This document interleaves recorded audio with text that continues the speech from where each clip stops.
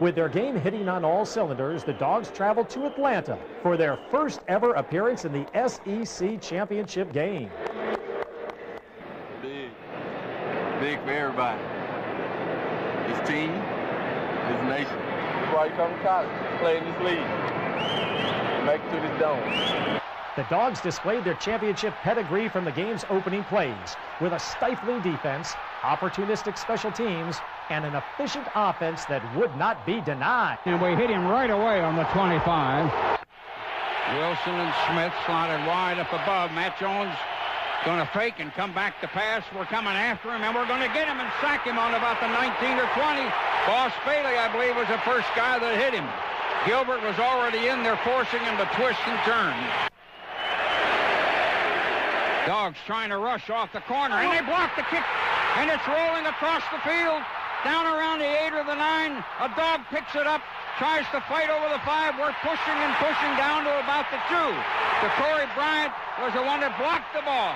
He came off the left corner. We snuck him around, running behind the line, and he came off the left corner, though a big lineman got close with him. I'm not sure who picked it up in that mob of red shirts. There was about 5 guys, but they pushed their way down to about the Arkansas 2-yard line. Now he's going to put the ball down just inside of the 2. We're in a power I, and Arkansas is in there with a 7 or 8 man line. And Big Musa, touchdown at right tackle. Man, we opened a crease over there at right tackle, and Musa just shot across. And the Dogs lead 6-0. Leading 7-0, the defense again shut down the SEC's top-ranked rushing attack, and the offense moved quickly for another score. 2-4-3. And now David Green looks, fires a pass, complete to Terrence Edwards on the 47. He got away from his man to 50 to 45, to 40 to 38 and down. Jimmy Beasley, their strong safety, had to save a touchdown there. Though at no time had he broken out from the pack. He was kind of leaning, Terrence was, after catching the ball, and he was wide open. And it's a first down on the Arkansas 39. Green underneath. Only one receiver wide. Back to look. Fires. Complete to J.T. Wall on their 35. He's going to drive and get on down the sideline, the 25, the 20, and into about the 15-yard line or 16-yard line. He stayed in bounds across the way. He hit J.T. Wall, the fullback, who delayed and came across running to the right. They've got the ball down around the 17, and they'll bring it out to the hash marks. Great second effort by Wall. A good downfield block from Ben Watson, the middle linebacker for Arkansas. Moore had a crack at Wall over there on the sideline, and Wall kept the legs churning and blew down. We're in an I with 3 wideouts now. Arkansas on a 4-3. The backers are again pretty close. And David Green doesn't like what he sees. He comes back and says something to his receivers. Green gets back underneath and going to run the sprint draw. And there goes Musa outside. 10, 5, touchdown.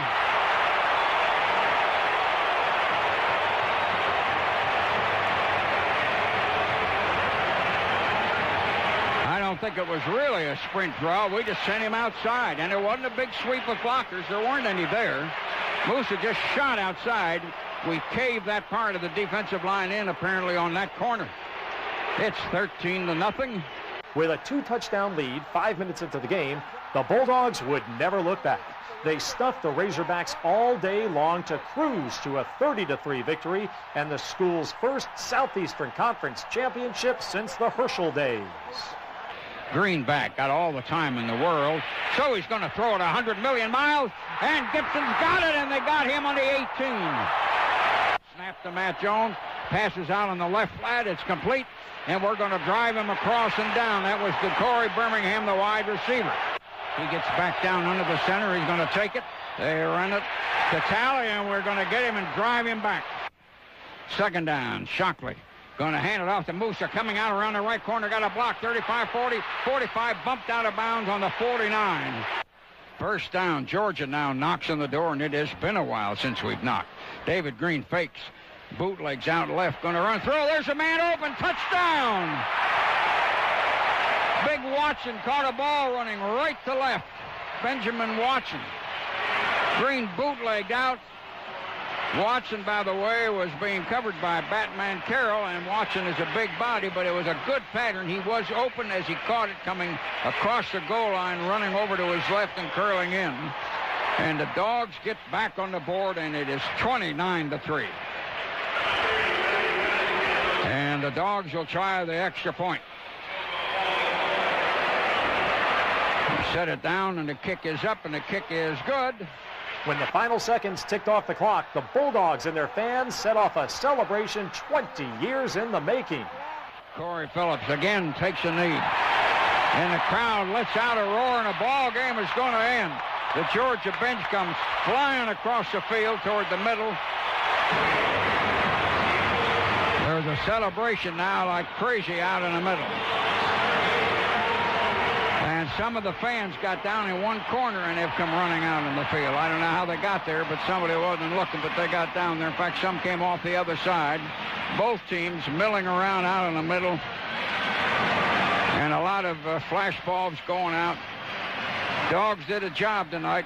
A lot of penalties, I realize that, and we hurt ourselves. We may have really been a machine because we were really looking good. And then we got in a little bit of trouble, but not any serious trouble, because look at what the defense did all night long. Georgia winner 30-3. We are the SEC champions for the first time in 20 years. It's been a long time coming. This is a very good football team. So sweet. Sweeter than a Cinnabon. Let's go. Hey, that's what I came here for, man. Long 5 years, hard work, but it paid off. We were possessed. We want to come out here and show all our Georgia fans that we were a good defense. You know, we feel like, you know, all the Georgia players that came before us, you know, they expected a lot of us, and we want to go out there and do a good job. We were very, you know, emotional. We felt like we needed to come out here and really attack from the get-go, and you know, we attacked from the start and never looked back, and that's why it was 30-3 at the end of the game. Defense came out and they were pumped up. The atmosphere was just like we were at home in Athens, and we came out and we made a statement, and that's what we wanted to do, hit them right in the mouth from the beginning. Let's raise the roof, and now the lid's off. Sky's the limit now, so let's just keep climbing, and let's reach up there all the way up to the birds can get, and when the birds get no higher, go to the planes and the rocket ships, and let's just go. Let's just keep rising, make this program rise up. We wish we'd played like this all season long, but, you know, to finally put together a couple of games that we really could be proud of on offense, defense, and special teams. It's you know, now's the time to do it, and to win the SEC championship like we did. It's something that we can cherish for a lifetime. We lifted the lid off this program that's been burdened up for 20 years. It's been great players come through this program that they wasn't able to do, and this for all of those who played in this program and wasn't able to. It's a great feeling. You know, Georgia's been suffering for 20 years now, and it's great to give something back to them, and you know, for our seniors that have been through so much ups and downs throughout their career, you know, it's just great to go out there and get them a SEC ring. It's my pleasure to present to you the championship trophy. With the SEC championship secured, the Dogs look to make even more history.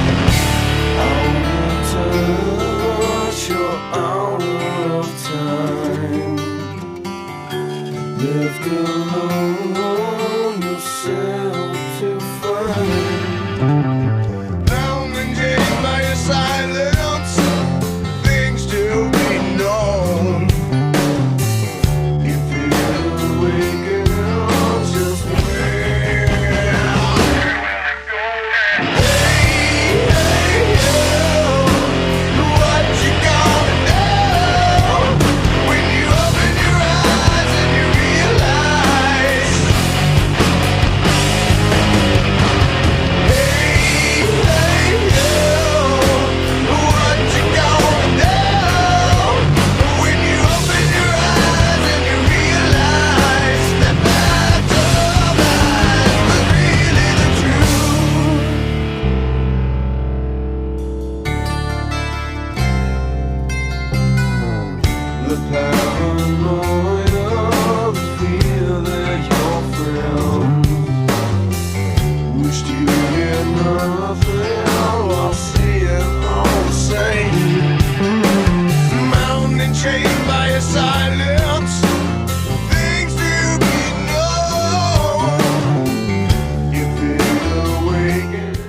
trip to Atlanta to take on LSU for the SEC championship was now fresh on their minds.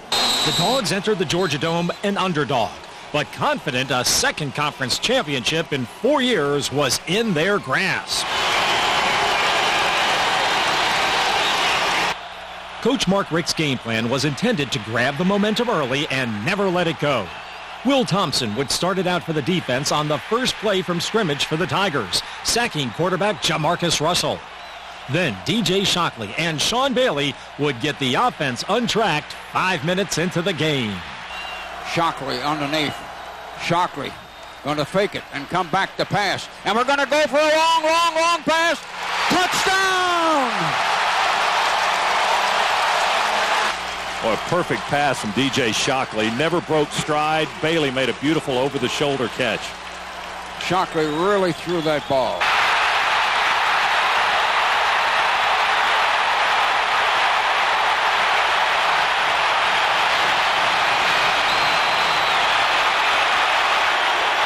Leading 7-0, the early momentum was clearly Georgia's. Senior cornerback Demario Minter then made sure LSU would not take the Mo back, intercepting his second pass of the season. Russell takes it. He's back, looks, fires. And we intercepted on our 48-yard line. Demario Minter, who read it, caught the ball and then fell down with it. And the Dogs have intercepted the pass from Russell. We will have the ball again in excellent field position. We've picked one. We're leading 7-0, and now we've intercepted at midfield. The Dogs quickly took advantage of that turnover when Shockley and Bailey would hook up once again. Shockley backs up again. He's still on the shotgun. Takes it and drops back and looks. And he's going to go. He's got a man wide open. Touchdown in the right corner. Sean Bailey again, this time in the other corner. He caught the ball and 1 foot came down inbounds. He was, what, 20 feet out in front. Boy, did they ever bite on that play fake. My goodness, Landry just got toasted. Defensive coordinator Willie Martinez had his troops playing inspired football.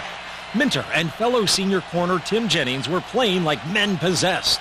Lineman Quentin Moses and Jeff Owens were making their presence felt inside. And then the special teams came up with another momentum-grabbing effort on a play Coach John Fabris had designed just for this championship game. So we load up the middle and we decide we might take a shot at them. We're coming off the corner, but they pick up and we block it. It's on the 23. LSU's going to pick it up. We're going to tackle them on about the 14-yard line. Somebody shot up in there.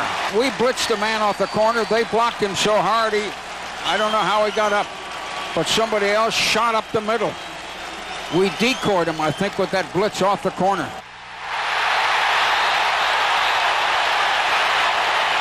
Seconds later, the Dogs would convert the turnover when DJ Shockley would turn a broken play into a touchdown. Shockley underneath, fakes. Look, Shockley's going to run. He's got room. He's going to get to the 5-4-3-2 touchdown. We had men moving all over the place. That may have sounded like an easy run, but it really wasn't. He had a guy breathing on the back of his shoes. All 5 of those steps, but we got a score. He went in the left corner near the end zone corner. The touchdown gave Georgia a 21-7 lead that it would take into the half. It'll be second down for LSU on their own 4. And the half is going to end. They're going to let the clock run out. LSU's not going to run a play. That's going to be the end of the half. And the Dogs are leading 21-7 at the end of the half. And I bet you think it's over.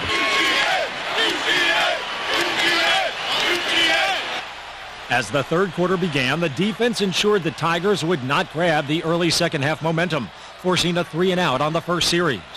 The Dogs' offense would then add to the lead, moving downfield on a scoring march that would end with a Brandon Coutu field goal and a 24-7 lead.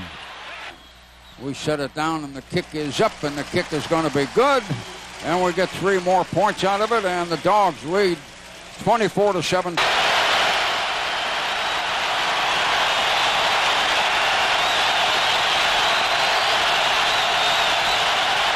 Now smelling SEC championship, the Dogs defenders were playing possessed. Jeff Owens and Quentin Moses teamed for a sack that would knock LSU quarterback Jamarcus Russell out of the game. Russell back. We're coming on him, and one man's going to get him back around the 23. Owens, a young kid. Jeff Owens, a young tackle, came off the right corner and got him. And Russell went down around the 22. After a Tigers punt, the Dogs again marched down the field. Shockley connected with Leonard Pope for a first down. Craig Lumpkin would gain some tough yards, and then Katu would kick his second field goal of the evening. They set it down, and the kick is up, and the kick is good. Yes, sir. The two hit a long one, 51 yards, and it's 27-7. And we get some more points. With the lead now at 20 and a new quarterback replacing Russell, the Bulldogs' defense was now bringing pressure on every play. It quickly paid dividends when Tim Jennings read the LSU quarterback's intentions. Flynn coming back, stops, throws a hard pass over to the right. We intercepted. Jennings has got a touchdown down on the far side. Tim Jennings read it. Cut in front of the receiver out around the 15. Jumped, caught the ball, and streaked in the corner and scored. Tim Jennings read that thing and then roared down in there untouched, and nobody could run with him or look at him. There was nobody over there. He and a receiver. And he read it and picked it off. And just like that, it is 33-7. Jennings' touchdown cemented the victory for Georgia. LSU would score a late TD, but the Bulldogs' celebration was already underway. As the final seconds ticked away, a senior class that had produced a school record 44 victories could enjoy their second SEC championship in 4 years. DJ Shockley was named SEC Championship Game MVP. And Mark Richt could finally breathe easy as another championship trophy was heading back to Athens. S-U-G-A, S-U-G-A, S-U-G-A, S-U-G-A, S-U-G-A, S-U-G-A, S-U-G-A, S-U-G-A, S-U-G-A, S-U-G-A, S-U-G-A. All I can say is, I'm proud of you. I love everybody in this room. Win or lose, I swear to you I do, but I'm happy for y'all. It's so fun to watch y'all celebrate. That's what it's about for me. I'm so thankful for the coaches and the job they do. And you guys were awesome. Managers, trainers, everybody. Just so thankful for the job everybody did. I'm really thankful that you guys that were not in the 85 got to come in here and celebrate with us, because you deserve it just as much as anybody else. I'm proud of y'all. It feels great. You know, I was telling a couple guys, some of the underclassmen here, you know, I was telling them I wish I had another year to play with them, just because, you know, I've loved it so much. And, you know, I've grown to love all these guys, you know, extreme, just because of everything we went through all year long. For DJ to go out as a senior, you know, this is his first year starting and his first year getting to lead this team. For him to win the SEC championship, you know, that's got to be great for him and his family. They waited long, and he had patience to wait for Coach Rick and allow him to give him this team this year. Yeah, Coach, that's what Coach been preaching to us. You know, set the tone, set the tone. You know, that's been the motto for our whole year. And we just showed it today. How sweet is it? Oh, sugar sweet, man. Sugar sweet. Man, it is sweeter because, you know, it's my senior year. It's my last one. You know, to leave as a champion, I mean, it feels great because, I mean, I just want to thank all the guys, all the seniors, all the young guys. You know, in 2002, I was able to win the SEC championship with a great group of guys, a great group of seniors. And with the same team, well, with a different team and more leaders and more seniors, I mean, it feels great because I'm a part of that. I'm a senior now. Man, you know, this means a lot right here. You know, to end it off with this championship, you know, I'm a senior. I can't beat it right here, you know. I'm just glad, you know, they recruited me and, you know, and I signed with Georgia to come here because that's why I came, you know, to play in the big game. Because we could tell that during one they didn't respect us, so we just had to go out there and take it. How sweet is it for you as a senior to get another SEC ring? Sweet as Sugar Bowl, baby. And, you know, the one thing that helped pull this out was the fact that, you know, we refused to let people just talk about us any kind of way, you know, and the family and everybody was saying, you know, no way you guys can win it, you know, things like that. So, you know, I believe that and the pride and the love we have for each other helped pull it off today, man.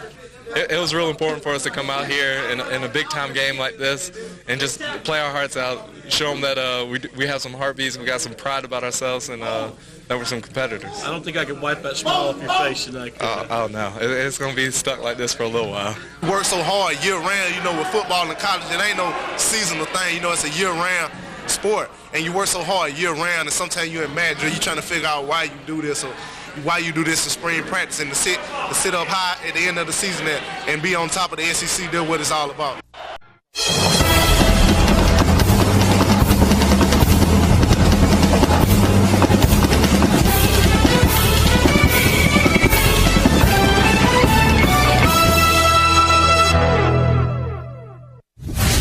At 0-2, they were dead.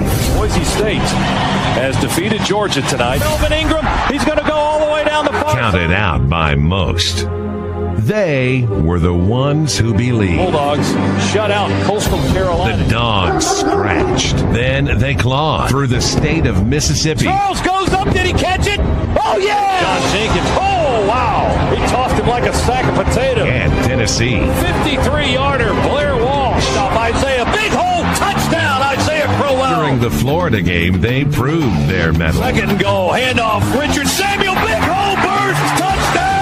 Running through people, running over people. Then when Auburn came to town, they flexed their muscles. This is where the dogs can be dangerous. Just bend back and go. Touchdown, Big Bruce. Michael Bennett. A highlight catch for the redshirt freshman. Kentucky fell, and clean old-fashioned hate was never so lovely. Throws into the end zone. Touchdown! Tight end Aaron White.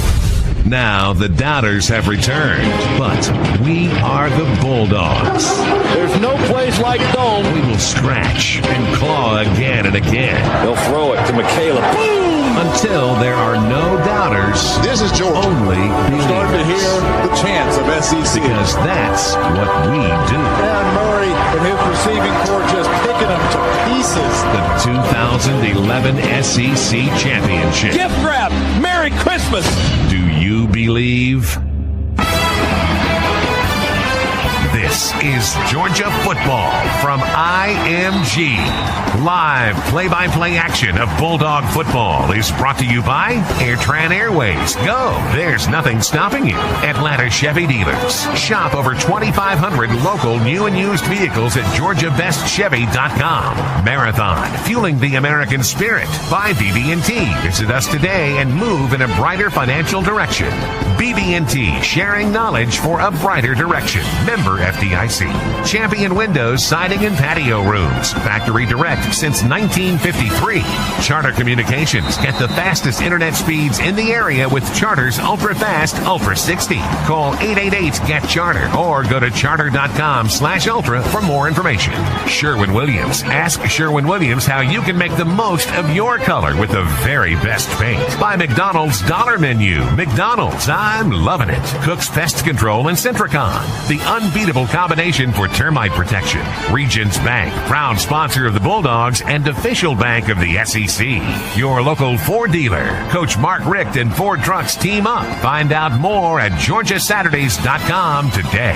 Ackerman Security, the official security provider for the Bulldog Nation. By John Deere, nothing runs like a deer. By Texaco. Fill up with 8 gallons or more of Texaco with Techron and get a free music card. Texaco, keep humming along. Publix, where shopping is a pleasure. Buy Tasty Cake. One taste and you'll get it. Scana Energy. It's a snap to switch, snap to save. The Georgia Lottery. Today could be the day. By Serve Pro. Fire and water damage cleanup and restoration. Serve Pro like it never even happened. By Walton EMC. By Texican. And by State Farm. All season long, State Farm's a proud sponsor of Bulldog football. It's game time on the Bulldog Sports Network from IMG. Alongside Eric Zier, here's the voice of the Bulldogs, Scott Howard.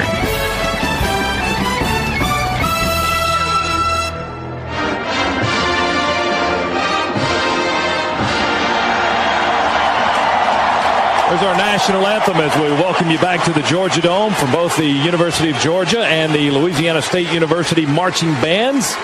And let's pause 10 seconds for station identification on the Bulldogs Sports Network from IMG.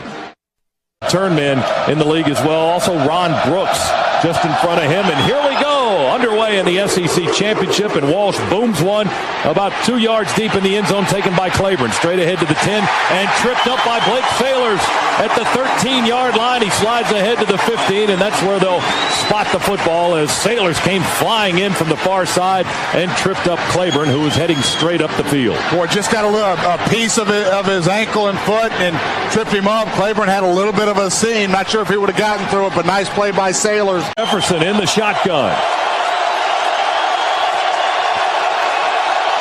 And having problems with the play clock, they reset it. It's going back and forth between 39 and 40. Jefferson under pressure. Will he be sacked? He will! He goes down at the 11-yard line. Jarvis Jones, John Jenkins. Early sack for the Dogs. And for Jarvis, that might be the record. If he gets a full sack or a half sack, that's the season record. It's either 14 or 14 and a half as his helmet came off on that play, and LSU will have to punt it from just inside their 12-yard line. I'll tell you what, all this talk all week long, all year long about how good this LSU defense is, giving up 10.5 points a game, number 4 against the rush nationally, number 6 against the pass. They're awfully deep, they're awfully fast, they're awfully talented. All right, the mystery is over. Carlton Thomas, starting tailback, offset in the shotgun to Murray's right. 3 receivers set for the Dogs, 1st and 10 from our 38. Murray drops back with time, will throw to Carlton in the near flat, catches it at the 34, and is tackled right there by Tyrann Mathieu. The All-American sophomore, 5'9", 175 from New Orleans. He does a little bit of everything for LSU. Boy, he came blazing up there to drop Carlton for a 3-yard loss. Yeah. Now it's 2nd and 13. Yeah, good open field tackle. Don't expect LSU to miss many tackles. We've got to execute very well. Shotgun snap to Murray. Pump fake in the pocket. He'll throw far side. Oh, he's got a man breaking open. Tavares King makes the catch. He's tackled at the 25. Spun down around the 23-yard line. Boy, he was breaking open. LSU just barely able to get a piece of Tavares after he caught the ball to twist him down for the tackle just outside the 20-yard line. A 43-yard pass play for the Dogs. 1st and 10 from the Bayou Bengals 21. And a great job up front. That play took an awful lot of time. Little pump fake on the deep slant, then get it out deep across. Quarters coverage there by LSU. They bid on the pump fake, but the big boys up front, a lot of time for Aaron Murray. That 43-yard pickup, a triple play contender from Comcast. It's 1st and 10 Georgia on the LSU 21-yard line. Early in the first quarter, Murray throws far, high, and deep to the far sideline, and he overthrows the intended receiver, Aaron White, the tight end. The incomplete pass will bring up 2nd down and 10 from the Tiger 21. Eric Reed, the free safety, in coverage there, but Aaron really sent it high over Aaron White's head on the far side of the field. Yeah, I think just an intentional throwaway there. LSU, you're going to see 2 primary coverages, quarters coverage and then man free. They went man free there, had our boys covered up pretty well. Aaron Murray just throwing it away. Aaron White in the slot on the far side. Tavares King is the wide out. Malcolm Mitchell on the near side. Murray throws it over the middle, a little bit behind the receiver, and sliding for a catch behind him is Malcolm Mitchell. He made the catch. He really had to slam on the brakes, between the hash marks and go down low and kind of pick it up off the ground. He's up down to the 17-yard line. A gain of Tavares King able to come and cut in front of the middle there, in front of the LSU defense. That ball was well placed, just dropped. We'll try a 40-yard field goal from Blair Walsh. The kick is away, and the kick is good. Right down the middle, from the middle of the field. Dogs score first, lead it in the SEC Championship 3-0 over LSU. Timeout here in the Georgia Dome. We're back after this on the Bulldogs Sports Network from IMG. Again, if there's any weakness, and it's not even a weakness, but where LSU has appeared to be a little bit vulnerable in a couple of games this year, vulnerable in the passing game. We try an onside kick. We pop it up to the far side. Did we get it? Did we get it? Yes, we got it. Was that Boykin? Ogletree. Was Bogatay in the game? Did he pop it up? Who kicked it? Bogatay. We had 2 kickers in the game. Bogatay popped it up to the far side, and Ogletree recovered the pop-up onside kick near midfield at the 49-yard line. Couldn't have been better executed right there. Blair Walsh made his approach and then took off. Bogatay comes in from the other side and just pop it up in the air. As pretty an onside kick as you'll want to see. Let's go down to the sidelines. Cook's Pest Control Report with Chuck Dowdle. Do not let Mark Fox see the elevation that Alec Ogletree had there. That was amazing. From down here at field, I couldn't believe how high he went up for that. Well, Boss Bailey's in the house. Maybe you got a little bit of that mojo. He might have. Ball's quick when you see him. Thomas is the tailback. Murray will hand it to him. Carlton gets a hole. 40, 35, breaks the tackle. 30, spins, still dragging a man down to the 28, the 27-yard line. Eric Reed makes the tackle after he went for a little 2 or 3 yard ride. Carlton Thomas running hard and running swift straight up the gut, and the Dogs have a first down. Did a good job there by Bruce Figg, and Justin Anderson did a nice job. Orson Charles on the block as well, giving Carlton Thomas some room to run, and that's one way to negate the speed. You go straight at these guys. Georgia will line up on the 27-yard line. A pickup of 16 yards. Charles and Lynch, double tight end set in for Georgia. Ogletree's the fullback. Thomas is the tailback. Murray, play fake to Carlton. Sets up. Being flushed out of the pocket. Throws it off balance as he's being squeezed. Trying to get it to Thomas out here in the right flat on the near side, and it's incomplete. But LSU got some pretty good pressure that time upfield, and Aaron Murray had to dump it off before he wanted to. Yeah, not a whole lot Aaron could do there, but a very smart play and just getting rid of that football, not taking a sack, live to fight on second down here. Isaiah Crowell, the freshman from Columbus, checks back into the ball game now for the Dogs on second down and 10 from the Tiger 27-yard line. I formation. The lone receiver in this set is Marlon Brown to the near side. We go with 2 tight ends, handed off to Isaiah. Isaiah runs left guard. He finds a little crease, and he's spun down at the 22, maybe the 23-yard line by the safety, Eric Reed, the sophomore. Makes the stop on Crowell. He's had to check himself out of the ball game a couple of times with some ankle discomfort, as Chuck has told us. Chuck also told us from the sidelines the doctors say he's okay to go back in, so he's back in now. After the gain down to the 23-yard line, a pickup of 4. It's going to be third down and 6. And the Dogs find a little room, running straight over Ben Jones. Just a power play. If you think back to the Florida game, it's what Richard Samuel iced that game on. That same exact play, finding a little bit of success with it against a very stingy LSU defense. We go with 4 receivers in this set.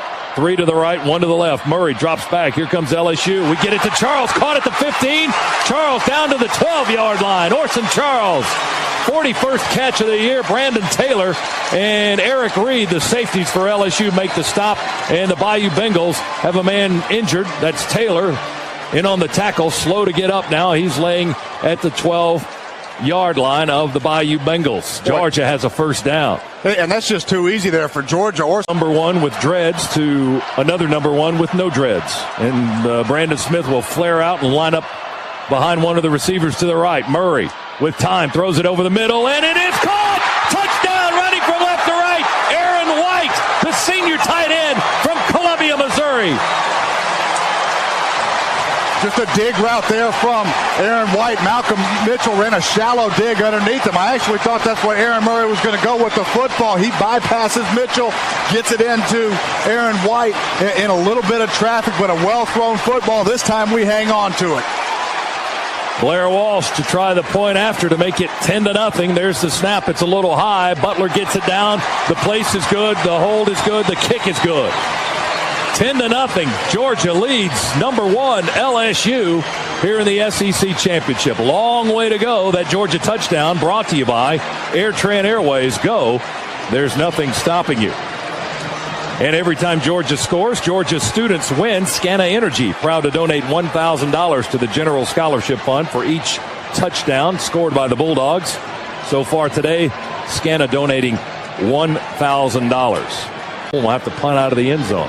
You just can't get into third and long situations against this defense, specifically this defensive line. 33 sacks coming into the game. These guys know how to rush the passer. If they know what you're going to do, they're going to pin their ears back, and they're going to get back to the quarterback. Second sack of the game, and see what Wing did. He flipped the field on that last punt. Now the Dogs have to kick out of a hole, and Matthew is standing at midfield to receive Butler's punt. Snap is good. The kick is a beaut from Butler. Long wobbler. Going to be taken by Matthew at the LSU 38-yard line. He avoids one man, heads to the near side with blocks. Breaks the tackle at the 50, at the 40. We grab his shirt tail, can't catch him. Still on his feet, 25, 20, 15, 10, 5, touchdown. Boy, I'll tell you what, it looked like they got away with the clip, too. Blocked somebody. It was close to being in the back. And Bakari Rambo is injured on the play. Still on the turf at the 39. A 62-yard punt return, perhaps. It looked like Matthew caught it around the 37 or 38-yard line. A 62-yard punt return for a score for LSU. Matthew second in the league in punt return average, averaging almost 14 yards a return. That was well over 14 in his second touchdown return in as many weeks. He had a 92-yard punt return last week against Arkansas. Now we've got a couple of players, Herrera and Cummings, walking over towards the LSU sideline, jawing with some of the LSU players. They've got a big offensive lineman off the sideline over there. We just need to play some football. LSU waiting on the point after try as Rambo is up and walking off under his own power, but he doesn't look like he's very comfortable in doing it. Was there a block in the bag? Did Boy, you see it was border. It was close. It just on the replay here, it looked like they got us in the back. Obviously full speed. It was close. As far as the score is concerned, 10-7. Dogs lead here, getting late in the second quarter. 5:48 to go. Let's check in with Cabell Philpott. Murray to pass. Steps up in the pocket. Now he wants to run. 20, 25, 26. The ball came out. I think he was down, though. No indication yet. LSU recovered the ball, but it looked like no, they're going to give it to LSU. Oh, they're going to give it to LSU at the 26-yard line. First turnover of the ball game. Oh, we looked at a replay, and it looked like it did come out. It looked like Aaron, who wasn't sliding, he was still trying to get more yards. Tyrann Mathieu, did he recover it? Yeah, that ball definitely came out. It's out before the knee hits the ground. Dogs turn it over to start the second half, and that is brutal for the offense. Now the defense is going to have to clean up the mess. Well, good hustle, good effort there by Murray. Getting up in the pocket, you've just got to hold on to the football. One good thing that we did there in the first half, no cheap turnovers. We maximized, even if we didn't go anywhere, we maximized every possession that we had and did not give LSU a short field. Completed pass for Jordan Jefferson. He stays under center. They'll slide the tight end in motion. And they will hand it off to Hilliard. Big hole, running hard, and he breaks the tackle at the 10, and he's going to score. He was running, bent over the football, protecting it with both arms. We grabbed a jersey, and he just ran right through that.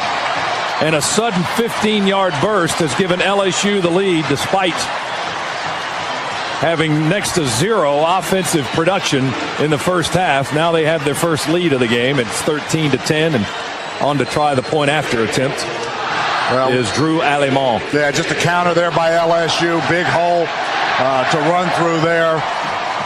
Not a good start for the Dogs. Point after try on a bit of a shaky snap and a hold is good. And a timeout. LSU leads 14-10, 12:51 to go, third quarter in the SEC Championship. This is Bulldog football from IMG. Butler to kick it away, had a stellar first half. He gets this one off a low, kind of a line drive, not real high, not real long. Matthew runs by our two men, 45, 50, sidesteps another guy. He's like a little water bug. He's in Georgia territory at the 41. Stops, starts, keeps going, still on his feet, just dodging the tacklers. This is an incredible return down to the 20 of the 19-yard line. We could not tackle the guy. Kostavavlis finally tackled him after a brilliant starting, stopping, dodging, dashing return down inside the Georgia 20-yard line. And LSU starting to show us why they were the number one team, because they've got weapons in every aspect of the game. Yeah, just making guys look foolish on that return. We can't even come close to wrapping them up. There's 11 minutes and 53 seconds remaining in the quarter. 11:53. And the Dogs coach is out on the field. Looked like another block in the back there. Yeah, this one it was on Rambo. Right after Matthew got by him, LSU hit him in the back, and they didn't call that, and it was behind the play. LSU down on the 17 of Georgia. So back-to-back extremely short fields for the LSU offense to get back in this ball game. They lead now. The Dogs are trying to hang on. Ford takes the handoff, runs right tackle. We jump on his back with Big John Jenkins and ride him down at the 11. 53-yard punt by Butler moments ago and a 57-yard return by Tyrann Mathieu. Well, in all of the momentum right now, the Dogs look a little bit shell-shocked.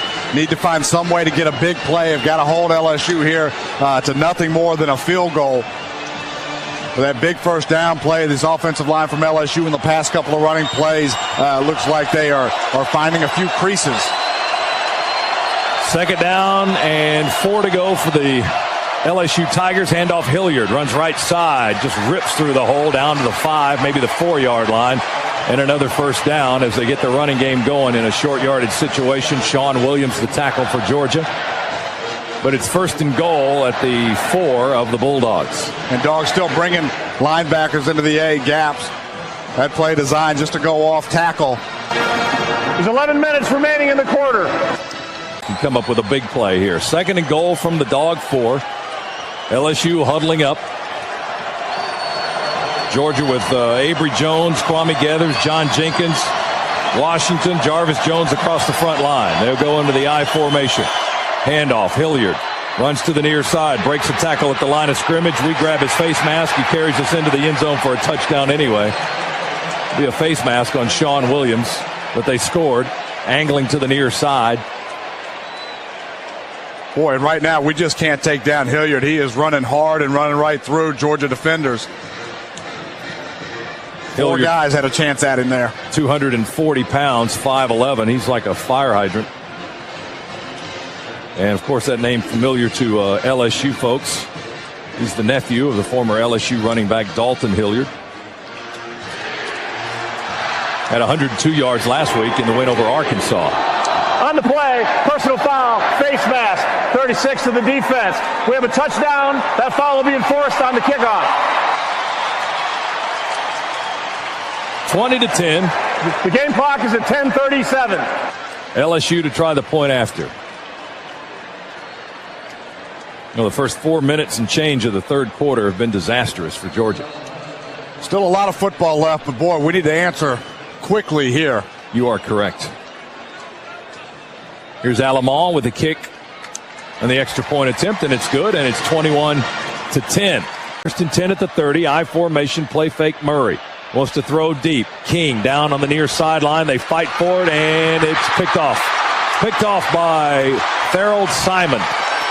He was shoulder to shoulder with Tavares King, and the Dogs turn it over for the second time here in the quarter.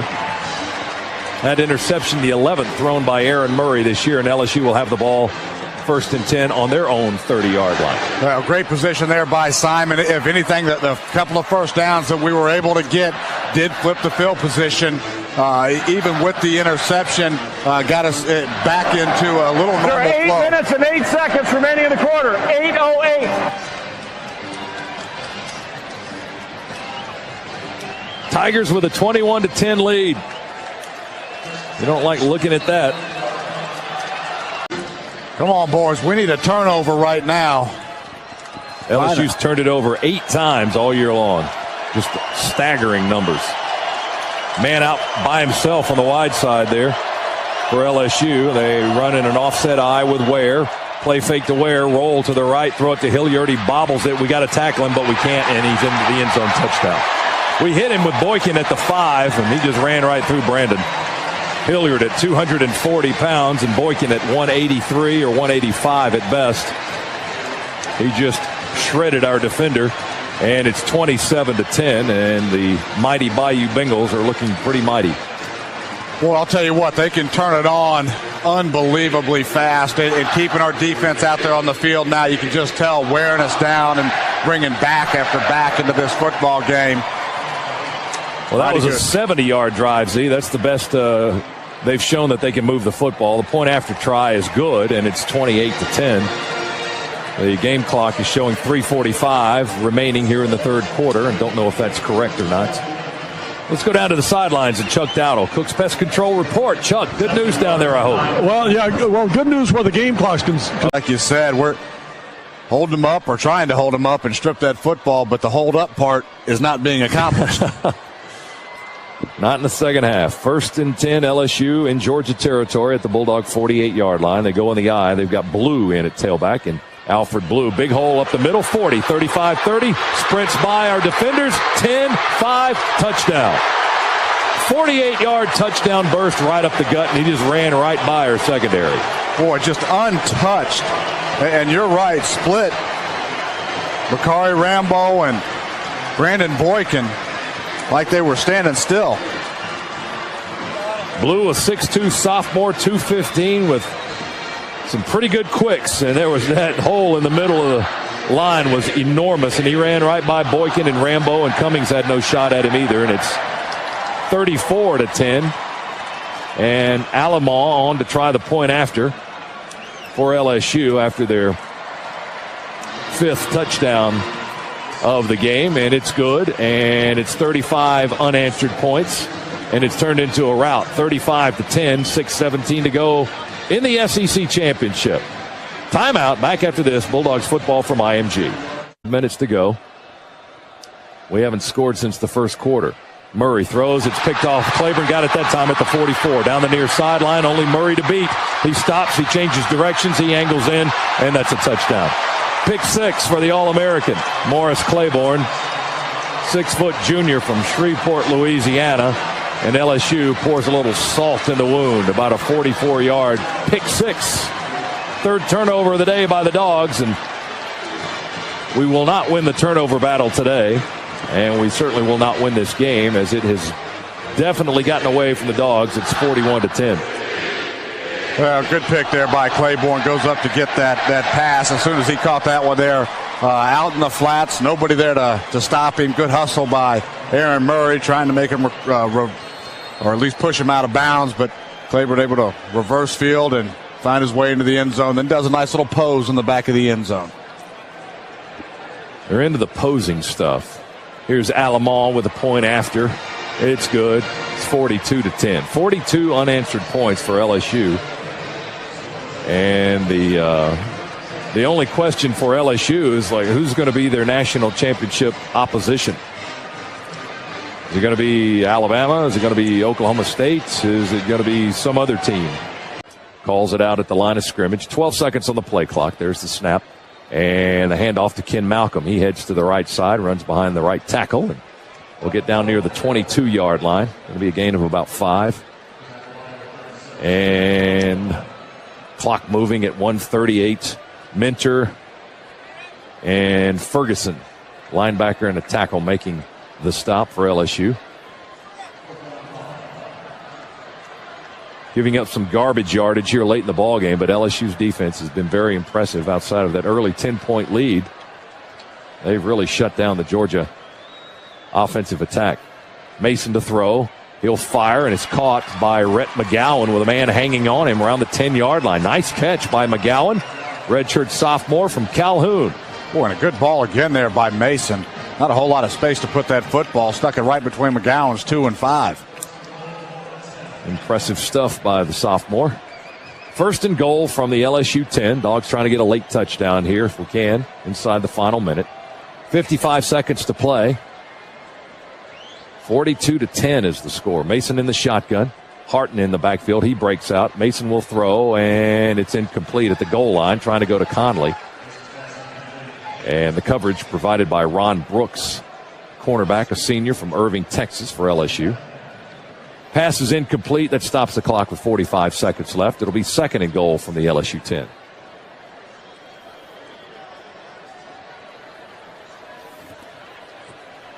Mason drops back in the shotgun. There's the snap from Jones. 3-step, pump fake, throws over the middle and through the hands of Aaron White. Trying to go up high, about 3 yards deep in the end zone in front of the goalpost. Couldn't bring it in. Had 3 white shirts around him. Again, Mason trying to squeeze it in a very tight spot, but that one was incomplete. Yeah, not a lot of room there to put that football, and paid the price for it, too. Stood tall in the pocket and got slammed to the turf right as he was letting that football go. 3rd and goal from the 10. LSU doesn't want to let us in. They want to preserve the 42-10. 41 seconds left. Mason with the ball. He will hang it up into the left corner, and it is incomplete. Trying to go to Michael Bennett. He was bumped at the last minute by Derek Bryant, the free safety, and that caused Bennett to miss the catch. And it'll be 4th and goal from the 10. Clock at 35 seconds.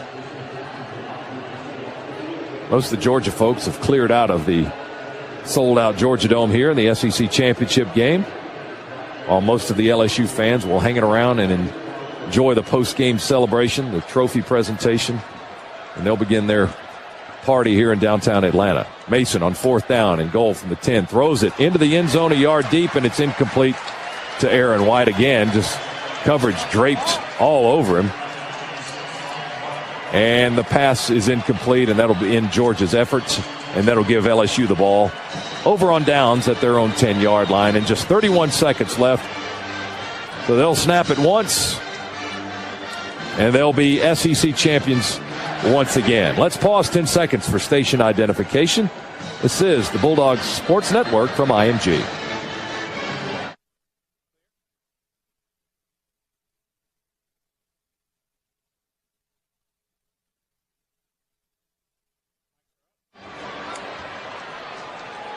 Well, LSU will let Jarrett Lee, who started the season because of the multiple game suspension to Jordan Jefferson. Jarrett Lee, who did such a fine job keeping LSU in the mix early on in the year, he gets to come in and take the final snap. Yeah, he really did. Over 1,300 yards throwing the football, 14 touchdowns on the year. Really played well in the absence of Jordan Jefferson.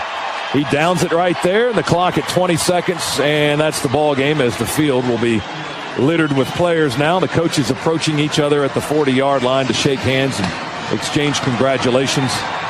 And Les Miles and the LSU Tigers are SEC champions, and Georgia will finish as the runners-up as the streamers fall from the ceiling here at the Georgia Dome under the Teflon roof, and they'll roll out the stage for the post-game trophy presentation. LSU is your SEC champion here in 2011. The Dogs are now 10-3. The 10-game winning streak is over, and Georgia will set its sights on its bowl appearance.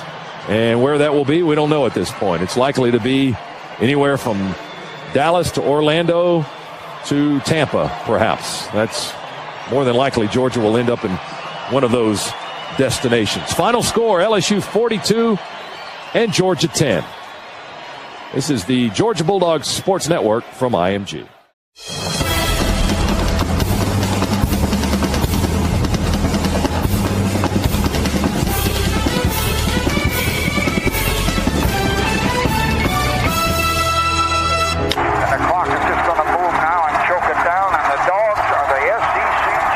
Today is the SEC Championship game. Get the picture now. Dogs are in red with the silver breeches. Alabama all in white, top and bottom, with those crimson numbers and the crimson helmet. The brightest lights, the biggest stage, and the chance to play for a national championship. Gentlemen, opportunity is banging on the door today. Sick.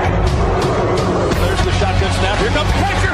We hit it. It's knocked up in the air. Aaron Murray just picking them to pieces. Here's the punt. We block it. It's Marshall Law. Here comes Gavin Jones. Eat him off, man. 10-5. 10-6. The ball is loose. Dogs have it again. Mitchell makes the catch. He breaks away. 30, 25, 20. Oh, they make it look easy. You've got to be kidding me. This is the 2012 SEC Championship game. Georgia and Alabama. Next on the Bulldogs Sports Network from IMG.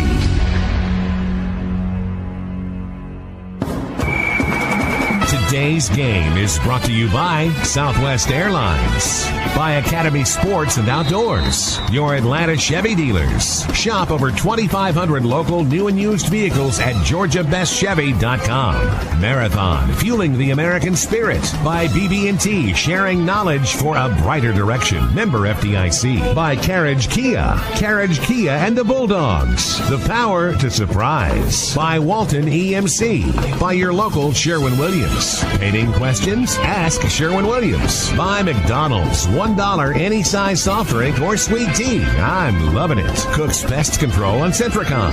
The unbeatable combination for termite protection. By Texacan Natural Gas. Regions Bank. Proud sponsor of the SEC. Ackerman Security. Official security alarm provider for the Bulldog Nation. By Texaco. Fill up with 8 gallons or more of Texaco with Techron and get a free music card. Texaco. Keep humming along. Publix, where shopping is a pleasure. By Nature's Own, the official bread of UGA. By ServPro, fire and water damage cleanup and restoration. ServPro, like it never even happened. And by State Farm. All season long, State Farm's a proud sponsor of Bulldog football. Live from the Georgia Dome in Atlanta. This is the 2012 SEC Championship game. Alongside Eric Zier, here's the voice of the Bulldogs, Scott Howard.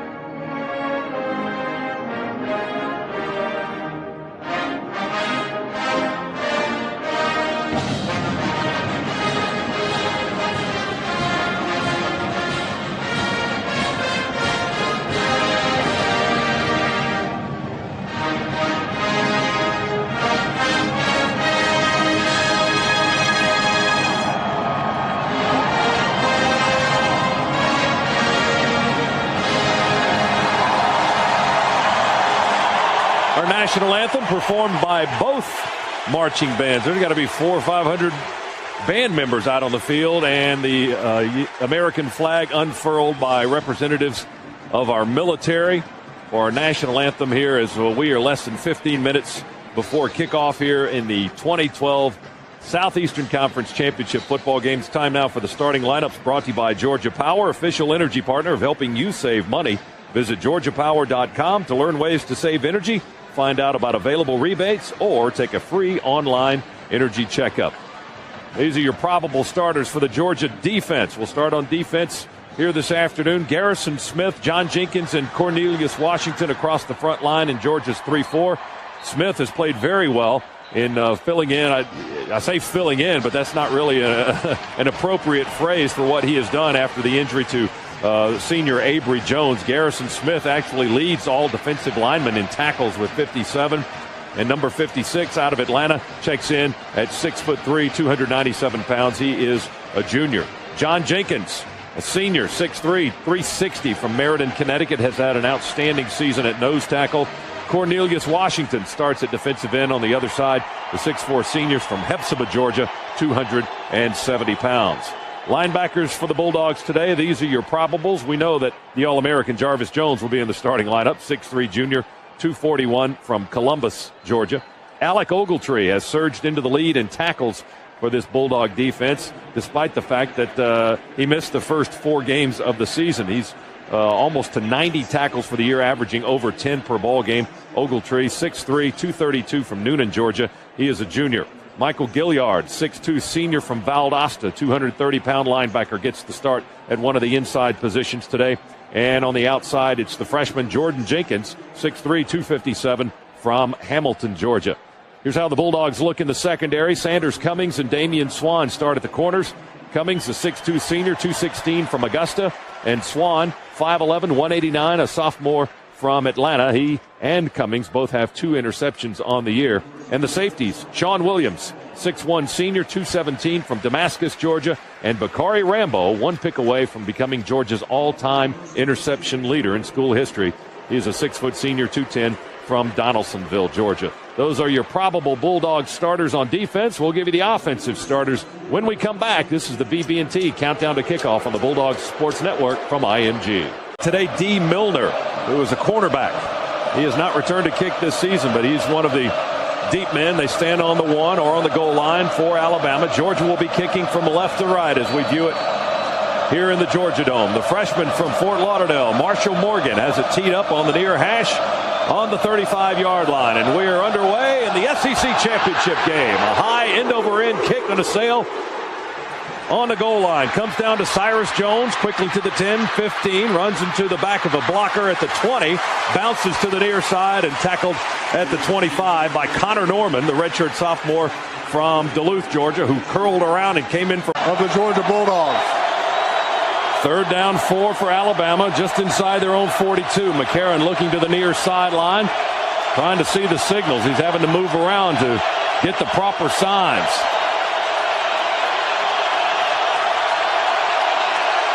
McCarron, play clock down to 4, down to 3. There's the snap. Rush from the outside. McCarron pump fakes and then hit, and he lost the ball. He lost the ball. I think we've got it.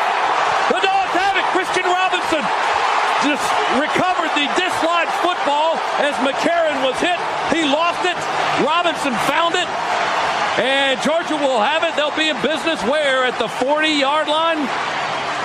Looks like that's where the referees will spot it. On the Alabama 40.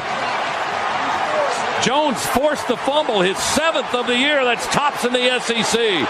Dogs ball on the Bama 40, and we've got a timeout to kill the momentum. 9:33 to go. First quarter, we're scoreless.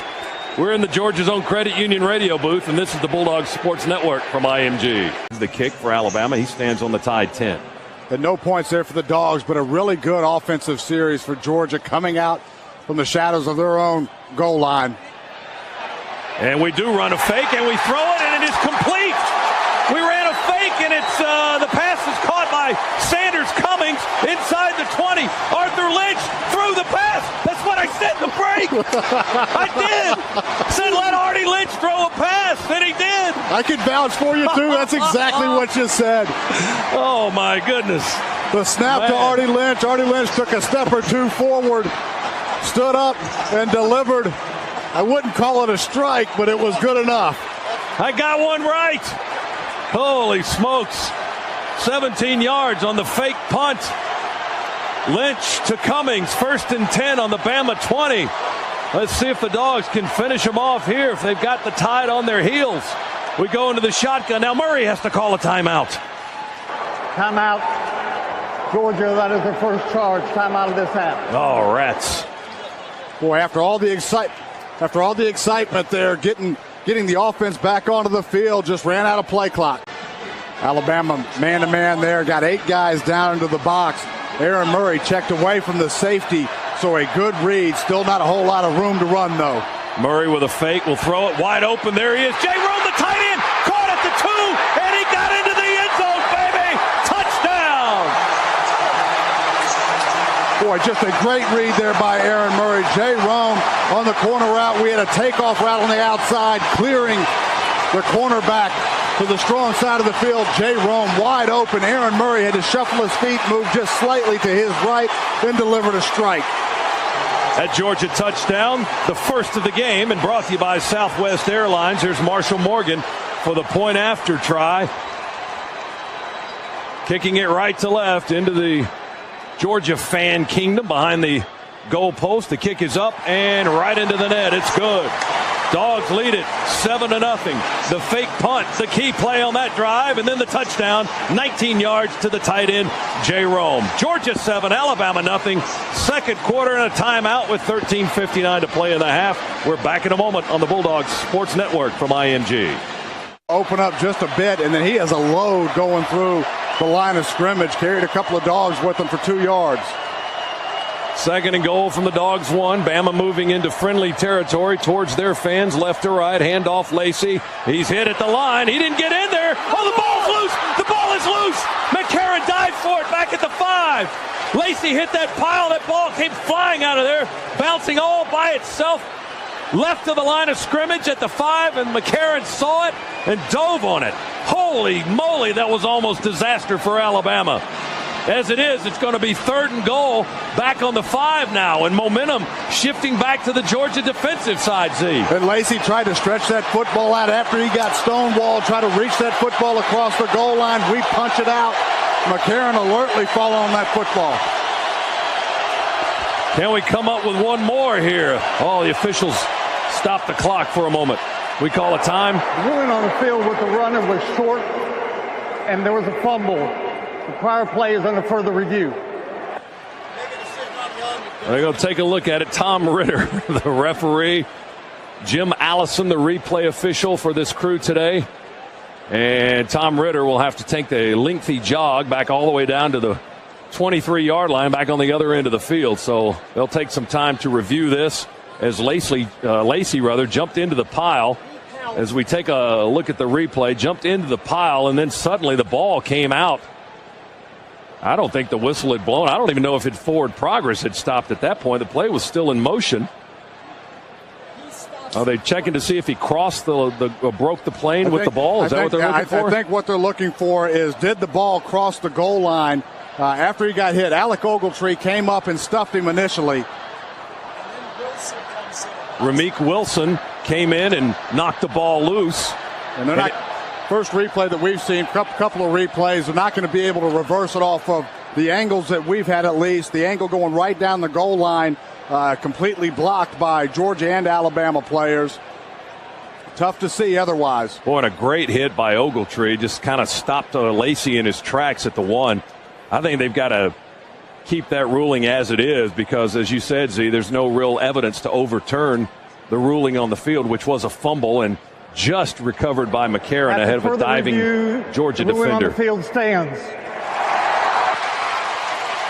So Alabama has the ball, 3rd down and goal from the Georgia 5. They got it down to the 1, and the fumble has forced them back to the 5.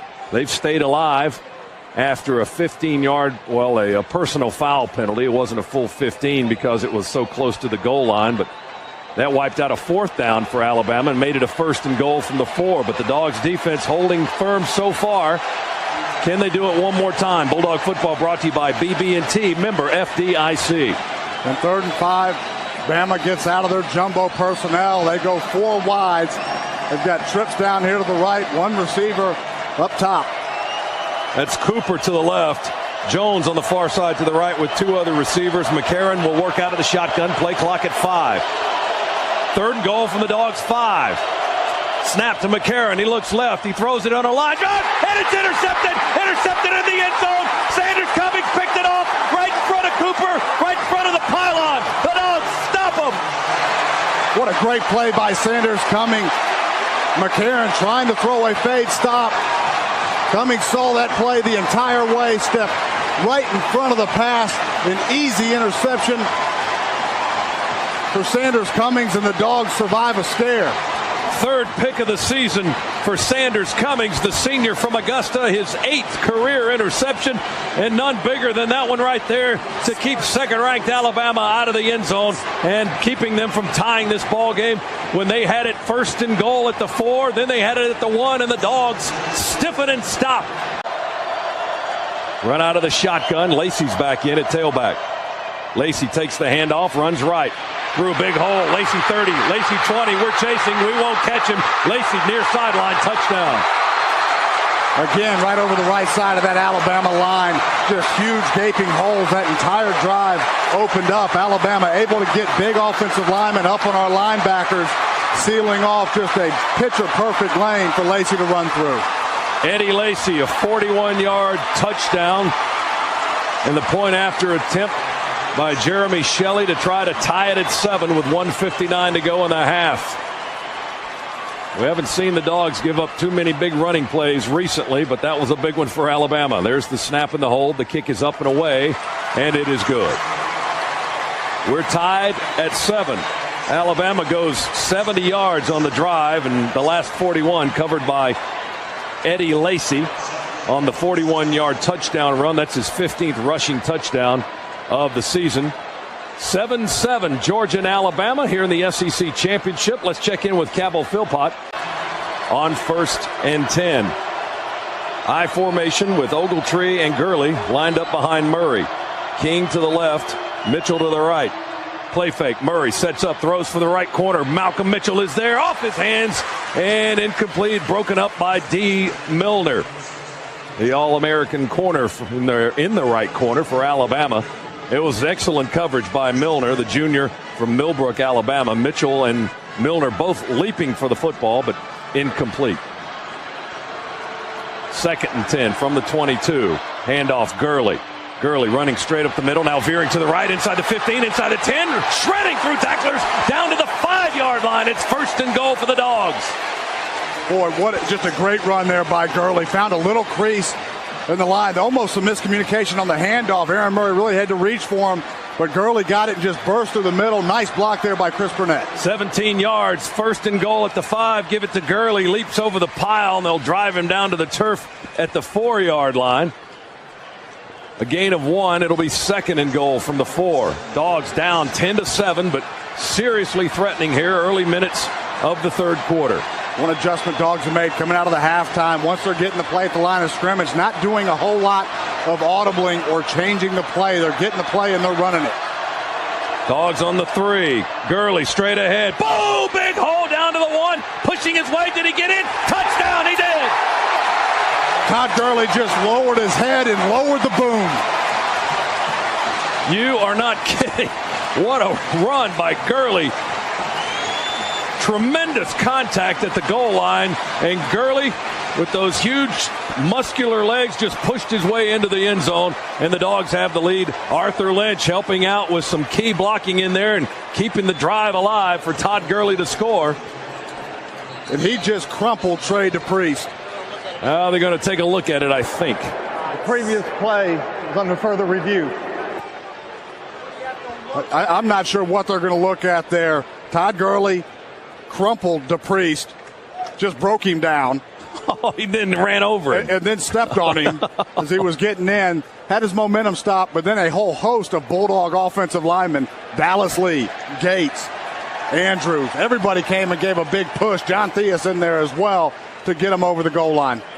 I think they're going to see if his knee touched before he broke the plane, not if he got in, but that's probably what they're taking a look at. Let's go down to the sidelines. Chuck Dowdle's got a Cook's Pest Control report for us. Chuck? Well, Scott, you hit the nail right on the head, and I think they're going to back it up, and it's probably going to be 3rd down, about, I don't know, 1.5 feet to go. It looked like on the replay here on that side angle that his knee touched down just before the ball broke the plane. You know, hopefully their eyes aren't as good as all of ours. Well, Tom Ritter is the referee. He's got the headset on and in contact with the replay official, Jim Allison, and they'll take a look at it. The ball spotted on the 3 right now, ready for an extra point by Georgia. The ruling on the field was a touchdown by Gurley, and we'll see if they overrule that and change it and put the ball back on the 1. Bulldog football brought to you by Texaco. Fill up with 8 gallons or more of Texaco with Techron and get a free music card. Texaco, keep humming along. Officials taking a look at the last scoring play to see if it was legit. And taking a good, long, hard look at it. That may not bode well for Georgia, but every replay I've seen, it looks like his knee is up, did not touch. How are you going to tell in that morass? You can't really tell if it made contact with the turf. Here's Tom Ritter with the call. After further review, the ruling on the field stands, touchdown. Excellent. And all that does is give the Dogs fans another chance to cheer. That's right. It does. Marshall Morgan might kick this one to Vine City. He's ready for the extra point. That Georgia touchdown, by the way, brought to you by Southwest Airlines. This to make it 14-10. They're snapping the hold by Erickson. The kick is up, and the kick is good. And the Dogs lead it 14-10. SEC Championship, 3rd quarter, 12:09 to play in the period. Timeout in the Georgia Dome. We're back after this on the Bulldogs Sports Network from IMG. Boy, I'll tell you what, a number of tough calls there. Fortunately, the right one's made. Let's go down to Chuck with a Cook's Pest Control report. Chuck? Yeah, Todd Grantham was all over that. He was out there on that field giving that signal that you usually indicate in baseball that the ball was tipped by the bat. Well, let me tell you, it was obvious. It was a tip ball. Jarvis Jones tipped the pass.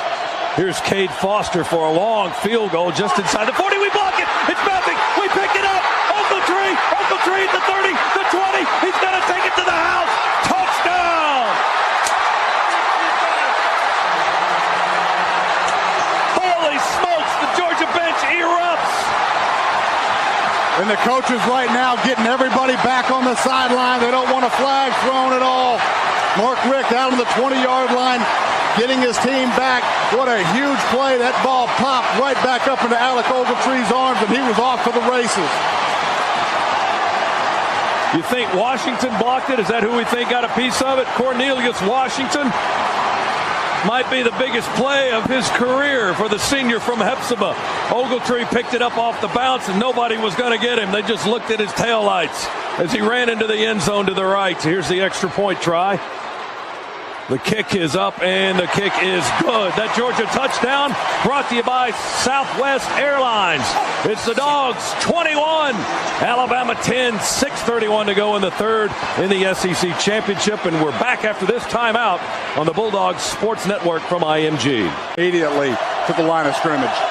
Norwood to the right, and Cooper to the left now. Vogler hands out to the right. He's the wide man out on the far side. It's a 3-receiver set. McCarron in the shotgun. Play clock at 5. He's asking for the football. There comes the snap. He fakes to the left and throws it down the middle of the field, down the seam, and it is incomplete over the head. Oh, there comes another flag.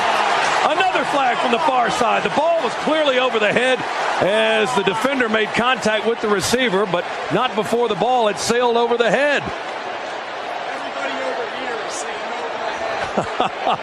Unbelievable.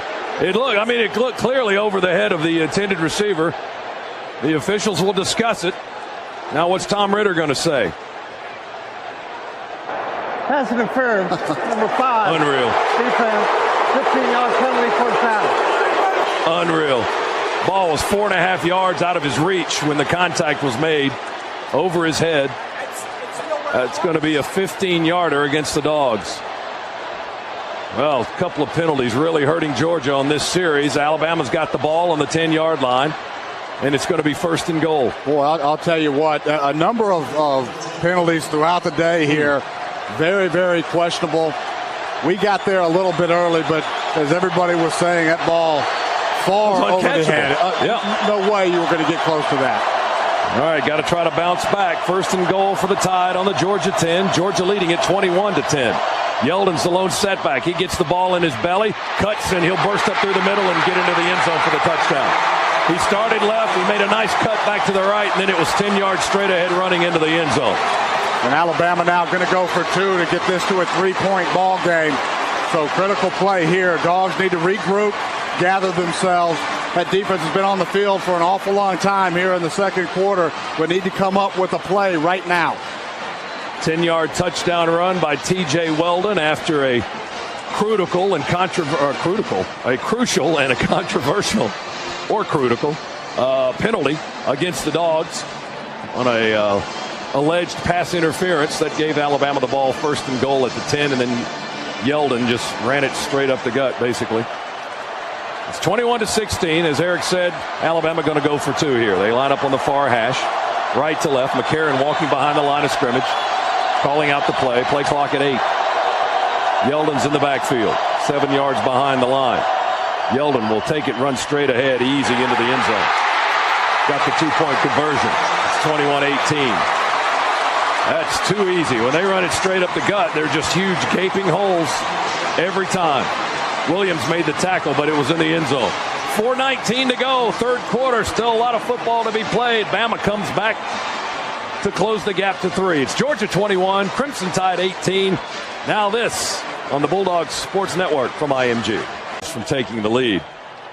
Dogs had an 11-point lead. It was 21-10, and all the momentum in the world. And then some penalties and some mistakes, and now Alabama on the verge of regaining the lead. McCarron, handoff, Lacey just dives into an open gap touchdown.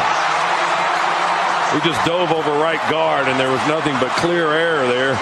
And he lands in the end zone for the touchdown, and Bama leads again. Boy, the game is turning in just to a nightmare for Big John Jenkins. Every play, he's got 2 guys on him. They're running right at him all game long. Well, you got some All-Americans on that offensive line. Barrett Jones is the Outland Trophy winner from last year. He's the center, and then Warmack is he's an All-American guard for Alabama on the left side. The point after try by Jeremy Shelley is good, and Alabama has the lead. It's 25-21. Fourth quarter, 14:57 to go. Bama scores on the first play of the final period. They lead by 4 in the SEC Championship. Timeout in the Georgia Dome. We're back in a moment on the Bulldogs Sports Network from IMG. Two receivers right, two to the left. Two to the left are in tight on the short side of the field. Snap to Murray. He's got time. Looking, going downfield. Oh, there's King wide open. He's got it at the 15. They pop him and try to strip it, but nothing doing. TK was wide open, and Murray put it right on his hip. Georgia all the way down to the Alabama 12-yard line. Boy, inside post route against cover 2. TK got down the field. Aaron Murray took a little bit off of that football, allowed Alabama to catch up, but still a huge gain for the Bulldogs. 45 yards on the hookup. Dogs have it at the Alabama 12-yard line. Just both teams delivering haymakers. Handoff, Gurley. He runs behind the left guard, and they stack it up at the 10 or the 10.5. Mosley in there sticking his face mask in to make the tackle for Alabama, along with Jeffrey Pagan, a reserve defensive end. Gurley got a couple. Ball not quite to the 10. Second down and about 8 to go for the Dogs. Dogs can get a first down if they get inside the 2-yard line, which is big in this part of the field. Murray's in the shotgun, 3 receiver set. Gurley's behind him in the pistol. Now Murray looks to the sideline, walks up toward the line of scrimmage. He's got 9 on the play clock. Now he backs up, checks with Gurley, and they'll get the snap. It's a little bit high. Handoff Gurley, running straight ahead. Gurley, 8, 7, 5, 2, 1. Touchdown, baby! He left about 3 Alabama players sitting on the seat of their white britches. Gurley with the score. The Dogs take the lead. Boy, big block by Dallas Lee. Pulled out from his guard position. Nice kick out block. That opened the initial hole for Gurley. Gurley very patient, making his way through that hole and then breaking a couple of arm tackles of the Crimson Tide to find pay dirt. Point after try from Marshall Morgan. There's the snap in the hole. The kick is away. He splits the uprights. It's good. Dogs back in front with a vengeance. 28-25. That Georgia touchdown brought to you by Southwest Airlines. Long way to go. Don't go anywhere. 12:54 to play in the SEC Championship. Georgia leads by 3. Now this on the Bulldogs Sports Network from IMG. 5 from the 50 for Alabama. Dogs lead by 3. McCarron under center. Yeldon in the backfield. He gets the ball, starts straight, cuts out to the right, and Williams tries to grab him at the 50. Couldn't quite drag him down. I think he got the first down at the Dogs 45 or just across it. If he comes down where Williams grabbed him initially, where he made contact, it would have been short. But Yeldon got yards after contact and got the first down at the Dogs 45. Boy, just great individual effort. Good job by John Jenkins stuffing up at the initial point of contact. Or where the play was going. Yeldon pops it out. Sean Williams up in position to make the play. We just can't bring him down. Defense needs a play. 3:30 to go. We lead by 3. Field goal ties it. Touchdown may win it. McCarron under center. 2 receivers to the left side for Alabama. They slide a man in motion. The tight end. They move him back outside the left tackle. Play fake. McCarron with time. Going to throw it. He slings it for the far corner. Man is open. And it's a touchdown. They finally threw the ball. Amari Cooper beat our man in the far corner. It was Damian Swan. And Alabama leads it with 3:15 to go. 45 yards on the touchdown strike from McCarron to Cooper. Play action. They've been running the football so well. They got us in man-to-man. We dropped the other guy in the box. Cooper immediately over the top of Swan. Swan looks like he was battling a little bit of a cramp there at the end of that play. I think it was at the end of the play, though. Don't think it affected anything that happened during the play. We just got beat. Well-executed play by Alabama. Tide try to make it a lead of 4, and Jeremy Shelley does. Dogs are going to need a touchdown to win it. 32-28. Haymakers left and right. Alabama strikes 45 yards on the touchdown pass from McCarron to Cooper. They go 55 yards in 4 plays. We had a couple of opportunities. We missed on 3rd down. We couldn't get them down before they got to the first down marker, and they're able to keep on rolling. So it's a 4-point game now, tied up by 4 with 3:15 to go. Let's go down to the sidelines. Chuck Dowdle for the Cooks Pest Control Report. Chuck. Well, we get another crack, a reprieve. 32-28, Dogs trail with 45 seconds left. We've got no timeouts. 2 right and 2 to the left. Murray in the shotgun, drops back, pump fakes, throws, wide open in the flat is Lynch. He slips, cutting upfield, and will be hit at the 42. He got the first down, and he got out of bounds, I think. They definitely stopped the clock for the movement of the chains, but he got out of bounds as he was upended at the 43-yard line. A gain of 15 yards for the Dogs. They're quickly up to the 43. Aaron Murray right now, because of this 3-cloud look, forced to take some underneath things. He's still got time. 37 seconds, clock moving. Murray in time, with time in the pocket, throws it over the middle. It's caught by Tavares King in traffic at the 35-yard line. A gain of 22. Tavares hit and shaken up. Clock stopped at 30 seconds. King was sandwiched on the hit between the hash marks. Slow to get up. Now he's up. Now he's going to hustle off the field. Now Georgia's line is up to Georgia's huddle is up to the line of scrimmage. Some of the Bama fans are booing because they thought King was waiting for his guys to get upfield, but they stopped the clock anyway. Clock moving now, 26-25. We're on the Bama 35. We need a touchdown to win. Murray in the shotgun, 3-receiver set. Murray drops back, steps up in the pocket. He throws. There's Lynch, caught at the 16, drags the man inside the 10. And 15 seconds to go. The Dogs are setting themselves up for a miracle. Dogs got to get up and clock this right away. Maybe throw a quick fade in the end zone, but you've got to get up to the line of scrimmage. 35 yards on the gain to Lynch. Inside the 10, it's first and goal with 11. The clock is moving. Murray takes it, looks, hangs it up in the far corner. It's caught by Conley at the 5. We can't stop the clock. 3, 2, 1. Oh, my God. We ran out of time. Conley caught it at the 5 and was tackled there. And that's the ball game. Oh, my goodness, what heartbreak. Oh.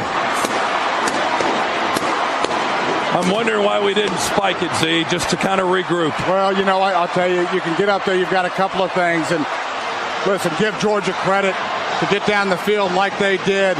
Very good. It's going to be second guessed for a long time why we didn't clock that ball. But, you know, you can say something, too, about getting up, calling a play, trying not to let or allow Alabama a chance to catch their breath or get a specific plan in place. Either that ball got tipped, we end up catching it, just can't find our way into the end zone. Wow. This is like that Rams-Titans Super Bowl when they came up a yard short in the NFL in this building.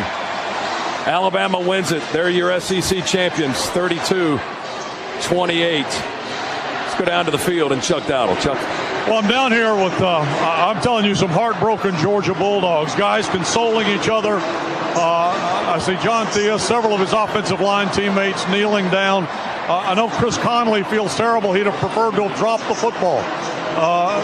It was just one of those situations. I think in thinking about it, you know, if you had it to do over again, maybe you would spike it, kind of regroup, and then have the go at it. But these guys, they shouldn't be hanging their heads. They played a great football game. And I don't know about you, this is one of the best college football games I've ever seen. I just have that empty feeling right now. You're exactly right. Unmistakably, in the opinion up here, the best championship game we've ever seen. 32-28. And it goes against the Dogs. They come up 5 yards short of a chance to play for the national championship and being the SEC champions. So now it's a waiting game as to when Georgia's next game will be, and we'll find that out. What is that, tomorrow? Is that the decision Sunday with the bowls and all that stuff? But right now they're not even concerned about that in the least, as the last of the players trudge off the field, helmets in hand, and head down the tunnel for that long walk back to the locker room underneath the Georgia Dome. Well, just a heartbreaking loss.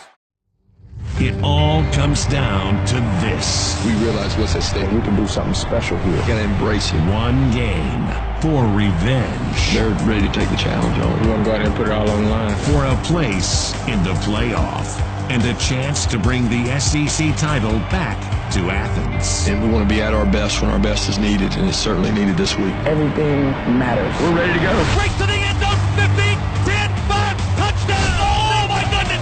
Ramsey were pulling on his jersey.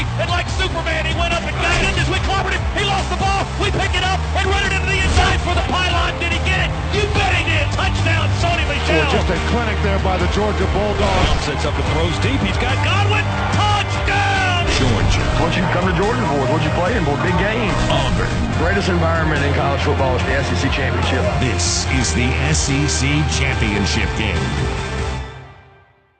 The best in the SEC meet under the roof of the big new stadium here in Atlanta. 11-1 in 6th-ranked Georgia and 10-2 in 2nd-ranked Auburn clash in the 122nd meeting in their series, and for the first time in the conference championship game. We've talked all week about two words: composure and physicality. It's a big part of this football game. It's what we didn't have last time. It's what we got to have this time. If you live in 3rd and long against this Auburn defense with this great pass rush and front seven that Auburn has, it can be a long afternoon. We saw that happen. So be balanced, but be balanced early and try to get yourself into some 3rd and short situations. Then Jake Fromm has got to be on time today. He's got to get through his progression during his drop. So when he hits his drop, no more than one hitch and the football's out of his hands. You see him take 2 hitches, that pass rush is probably going to be there. Georgia out of the locker room and onto the field. The Dogs, from our vantage point here, will be on the near sideline. And now the Western Division champion Auburn Tigers out of the tunnel to the far side. Little pyrotechnics for both teams, as the Tigers, the designated home team, will be in their home blue tops, white pants, white helmets. Georgia on the road as many players take a knee in this end zone to our right. They'll be in the white jerseys, the silver breeches, and the red helmets. All right, captains. Auburn, blue is the home team today. Georgia and white are the visitors. The visitors will call the toss. Here's my coin. The SEC logo is heads. The side with the 6th jersey is tails. I'm going to flip it in the air, and I'm going to let it hit the ground. Captain, what do you call? Heads. Heads, he calls. Heads. And it is heads. Georgia, you want to defer? You're going to defer your out. All right, there you got it. Georgia's going to defer. Sony Michel with the right call. Scott, we've been waiting a long time, 5 years to be exact. Let me just tell you one thing. I'm going to try this one more time. Here, kitty, kitty, kitty. Let's get it on. Tell it all, Brother Chuck. Stadium is packed. 75,000 plus, perhaps. Boy, there is a ton of red in here, although some of the orange, from our viewpoint, maybe looks red, depending on the lighting and the shade. But a lot of Georgia folks here in the building today, Z. Yeah, there's no question about it. We had a little bit of a head start, obviously, knowing that we were going to be in this football game, so maybe a little bit of an advantage. But you're right, an awful lot of red and black. The Bulldog Nation has showed up in force. Both sides making noise as Blankenship gets this one underway with a long end-over-end sailing kick over the back line of the end zone for touchback number 56 of the season for Rodrigo Blankenship. It'll be Auburn's ball. 1st and 10 on their 25. Barnett, one of the other linemen.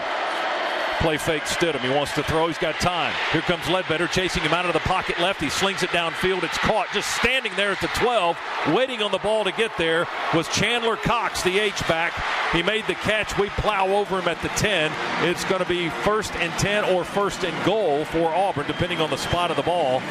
I think they're calling it goal to go. It's on the 10. That was a gain of 22. Quick snap, Stidham. He throws it left. It's caught by Slayton Lowe around his waist.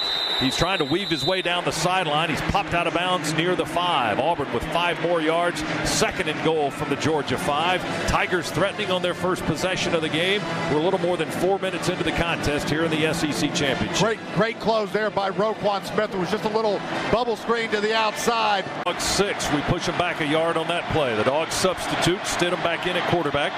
Johnson offset to his left, over his left shoulder. Man in motion is Hastings. Play fake Stidham. He throws it. A strike into the end zone. Caught on a slant. Touchdown. Nate Craig Myers caught it in the middle of the end zone, and Auburn on the board first. Just an inside slant from the slot position, and the play action held Roquan Smith in the middle just enough, and then we gave up inside leverage, and it was an easy pitch and catch because there was nobody underneath in the throwing lane due to that play action. Jarrett Stidham, the best completion percentage in the Southeastern Conference at almost 69%. 4 for 4 on that drive, throwing the football. All right, 1st and 10 at the 25. Georgia with the ball for the first time. We line up in the eye with Holyfield and Chubb. Toss it to Nick. Running to his left to the 25-30. Big hole, 35. They just get a piece of his ankle. The middle linebacker did. And go around against these guys. We can get to the edge like that, boy. We can make some hay. Dogs 1st and 10 at their own 38-yard line, and I think we call time. Out of the half, Georgia.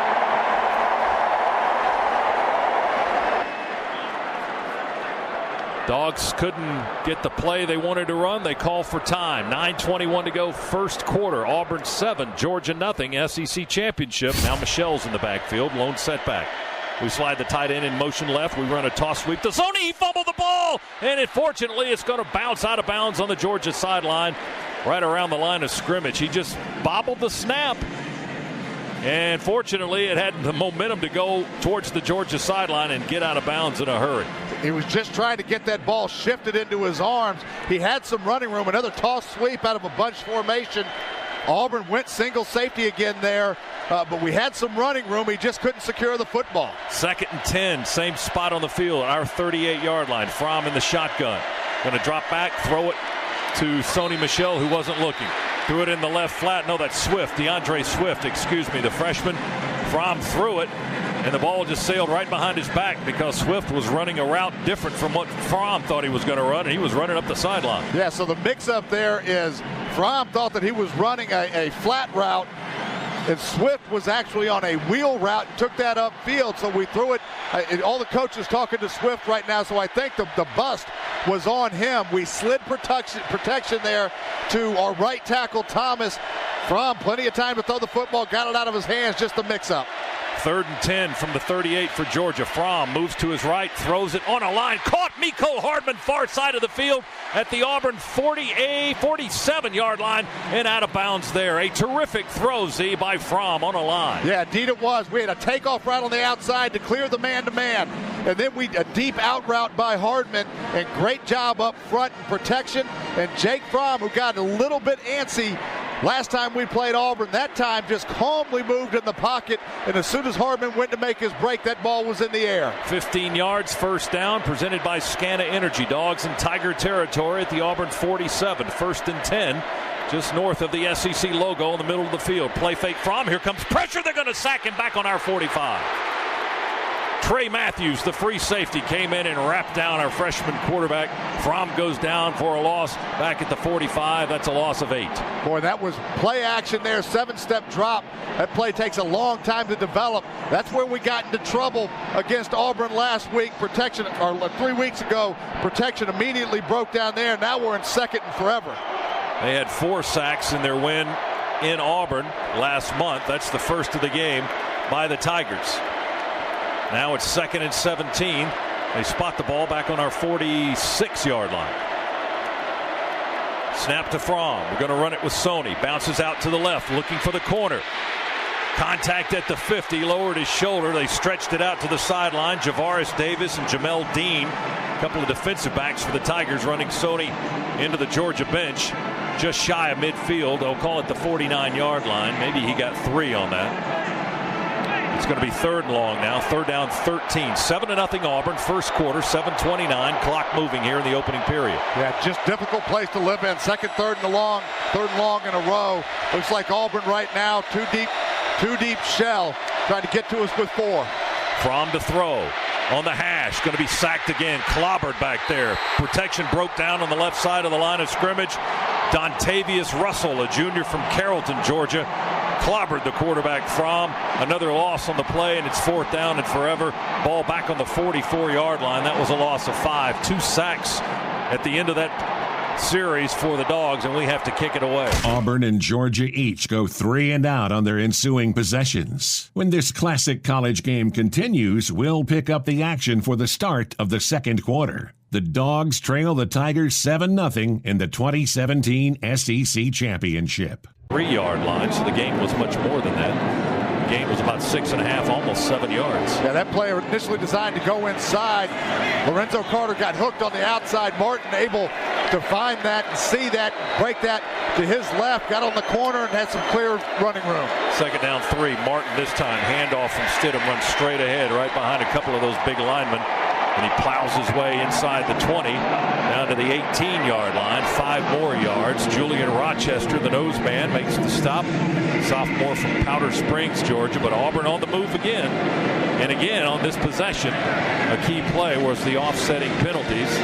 Georgia was hitting Stidham, driving him into the turf, and as he was throwing the ball, he threw it to an offensive lineman. And then we were flagged for, was it a personal foul or unsportsmanlike on Jonathan Ledbetter, which appeared to us anyway to be a bogus call. 1st and 10 for the Tigers. Inside the Georgia 20. They hand it off. Cam Martin breaks the tackle at the line of scrimmage, down inside the 15 to the 14. Roquan Smith, another stop for the Georgia linebacker. Yeah, just another read option here, and really the run-pass options that Auburn is running almost on every single play. Stidham reading the defensive backs. If he's got an area, an opportunity to throw the football, pulls it out of the belly. If not, handing that football off. And Auburn right now has got us on skates. The gain was 4. Stidham pump fake from the 14. He's moving to his left, flings it into the end zone and out of the left corner of the end zone, actually, just throwing it away. And now a receiver and a defensive back mixing it up. Ryan Davis and DeAndre Baker getting tangled up down there. That's Stidham's first incomplete pass. He had made or had completed all 8 of his previous attempts, so he's 8 for 9 now. It's 3rd down for the Tigers, 3rd and 6 from the Georgia 14. They lead 7-0. We're early here in the second quarter.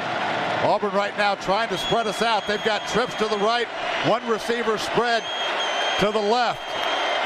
Stidham and Kerryon Johnson in the backfield. Motion man comes left. That's Davis. Stidham claps his hands, gets the ball. He's got time. Here comes backside pressure. The ball is out. Bellamy sacked him. The ball came loose. There's a big pile at the 15-yard line. Davin Bellamy sacked him from the backside, stripped the ball, it squirted forward to the 15, and Georgia has the football. A defensive stop at the 15. How about that, Dogs? That's a way to step up after the terrible call.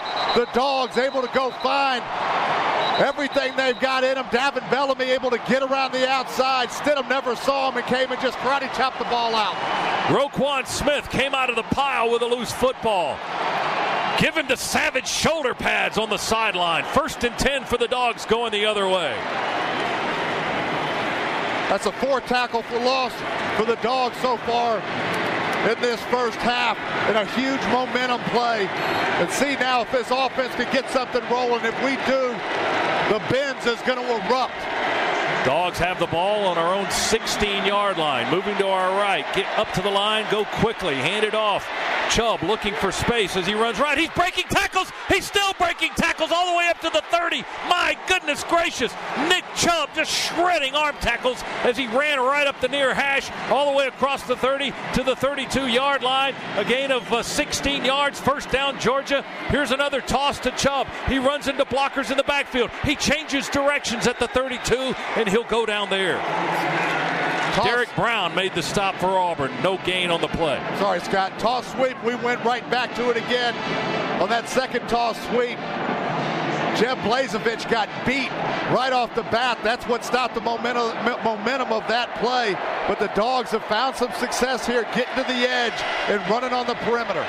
2nd and 10 from our 32. Sony's in the ball game now. 3 receivers in tight to the right. Fromm wants to throw. He comes this way to Godwin. They're all over him right when he catches the ball at the 34. Carlton Davis drags him down on the tackle up high around his shoulder pads. Ball at the 34. The gain is 2. And it's going to be 3rd down and 8 to go for the Dogs. Just quick passing game there for the Dogs. No gain on that play, but I love the timing from Jake Fromm. 1, 2, 3, ball's out of his hands. That's what you've got to do against this Auburn defensive pass rush.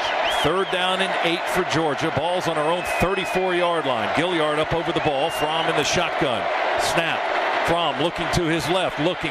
Here comes pressure. Throws it wide. Caught by Miko Hardman. 1st down, Georgia. Out of bounds at the 47-yard line on the far side of the field. Miko chased and sliding out of bounds there, but he got a big 1st down presented by Scana Energy. Same exact play that we ran on our last 3rd down conversion. Takeoff on the outside. Miko with a deep out route. Give the offensive line credit there. That play took a while to develop. And Jake had all the time in the world to let it develop and deliver a strike. 13 yards on the play. 1st and 10 from our 47. Fake the handoff to Michelle. He pulls it out. He's got a man open down the middle. That is Hardman. He broke a tackle at the 30. tackled at the 18-yard line. Mecole Hardman with some jet speed between the hash marks. Down to the 19. They pull it back now. 1st and 10 Dogs on the Auburn 19. That first down brought to you by Scana Energy. Dogs 1st and 10. Threatening to score for the first time. Quick snap. Handoff. Sony Michel gets low. Drives down to the 16.5. Great run there by Sony Michel. Not a huge pickup. Had a couple of Auburn defenders, and he just stuck his head down and split them both. Tigers have a player injured, Marlon Davidson, a defensive line. Account information insured by NCUA, Georgia United, the official credit union of Georgia Athletics.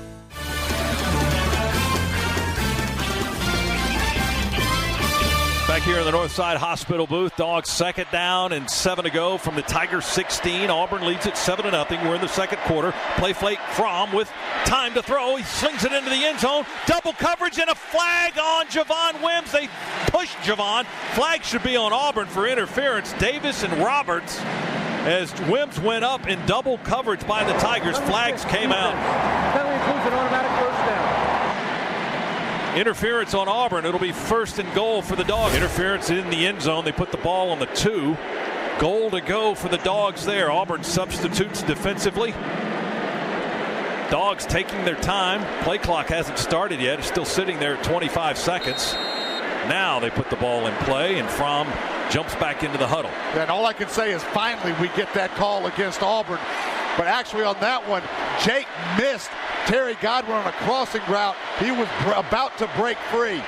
3 tight ends in the formation, I formation with Holyfield and Michel. We fake it and the sweep and throw it into the end zone to the tight end, Isaac Nauta. Touchdown under the goalpost. Nauta pumping his fist to the Georgia fans behind the end zone. Touchdown, Bulldogs. Great play call right there by Coach Chaney. Break the tall sweep, and it was tremendous ball handling by Jake Fromm. Can't do that any better. And we released 2 tight ends, Isaac Nauta, and then I believe it was Jeb Blazevich on the backside. Both ran wide open. It's actually Jackson Harris, I'm sorry, on the backside. Point after try by Rodrigo Blankenship to tie the ball game. There's the snap and the hold. The kick is in the air, and it is good, and we are tied at 7. That touchdown sponsored by Southwest Airlines. Yes to low fares with nothing to hide.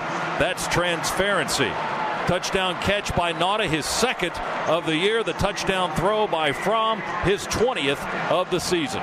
New ball game, Georgia 7, Auburn 7. SEC Championship second quarter. Now here are the Tigers, 1st and 10 at the 25. Quick throw to their top receiver, Ryan Davis, out in the right flat. He catches it there, trying to dance his way upfield. Going to be hit after a 3-yard. Here's Auburn now, 2nd down and 7. Stidham hands it off to Johnson. Oh, we hit him back behind the line of scrimmage and drive him back to the 15. DeAndre Walker, first contact with another lost yardage play for the Georgia defense. They drove Johnson all the way back to the 15, but they give him forward progress at the 24-yard line. So Z, it's still going to be a loss of 4 yards. Tremendous spin move there by Walker. Had the offensive tackle on him, a spin move. The tackle never even knew where he went, didn't lay a hand on him. Immediately into the backfield and almost took the handoff out of Stidham's hands.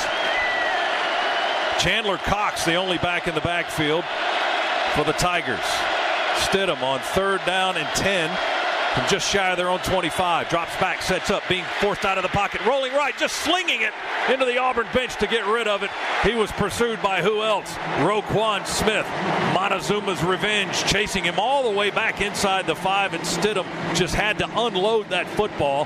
4th and 10 for the Tigers, and they'll send on the punt unit. Guess what, boys? We get you in 3rd and 10. We got a pretty good pass rush, too. Dogs brought linebacker Dogs there as Roquan Smith and Natrez Patrick both in hot pursuit there, forcing that football out. Walter Grant in there as well. Aiden Marshall on to punt for Auburn. He straddles the 10-yard line. There's the snap. Mecole Hardman, the deep receiver, trying to angle it to the right. Mecole moving to his left, lets the ball bounce on the 32. It's going to check up and die right there on the artificial turf with all those rubber pellets. It just ate up the bounce on the ball. It just died right there on the 32-yard line. 45-yard punt and no return. Dogs ball when we come back. Georgia 7, Auburn. Fromm in the shotgun. And he's going to give it to Sony Michel. He bounces out left with a blocker from the tight end. He cuts in at the sideline at the 44 and gets more yards out of it all the way to the 50. Derek Brown, the defensive tackle, getting Michel out of bounds and on the ground at the 50-yard line. A gain of 18 to the far side of the field.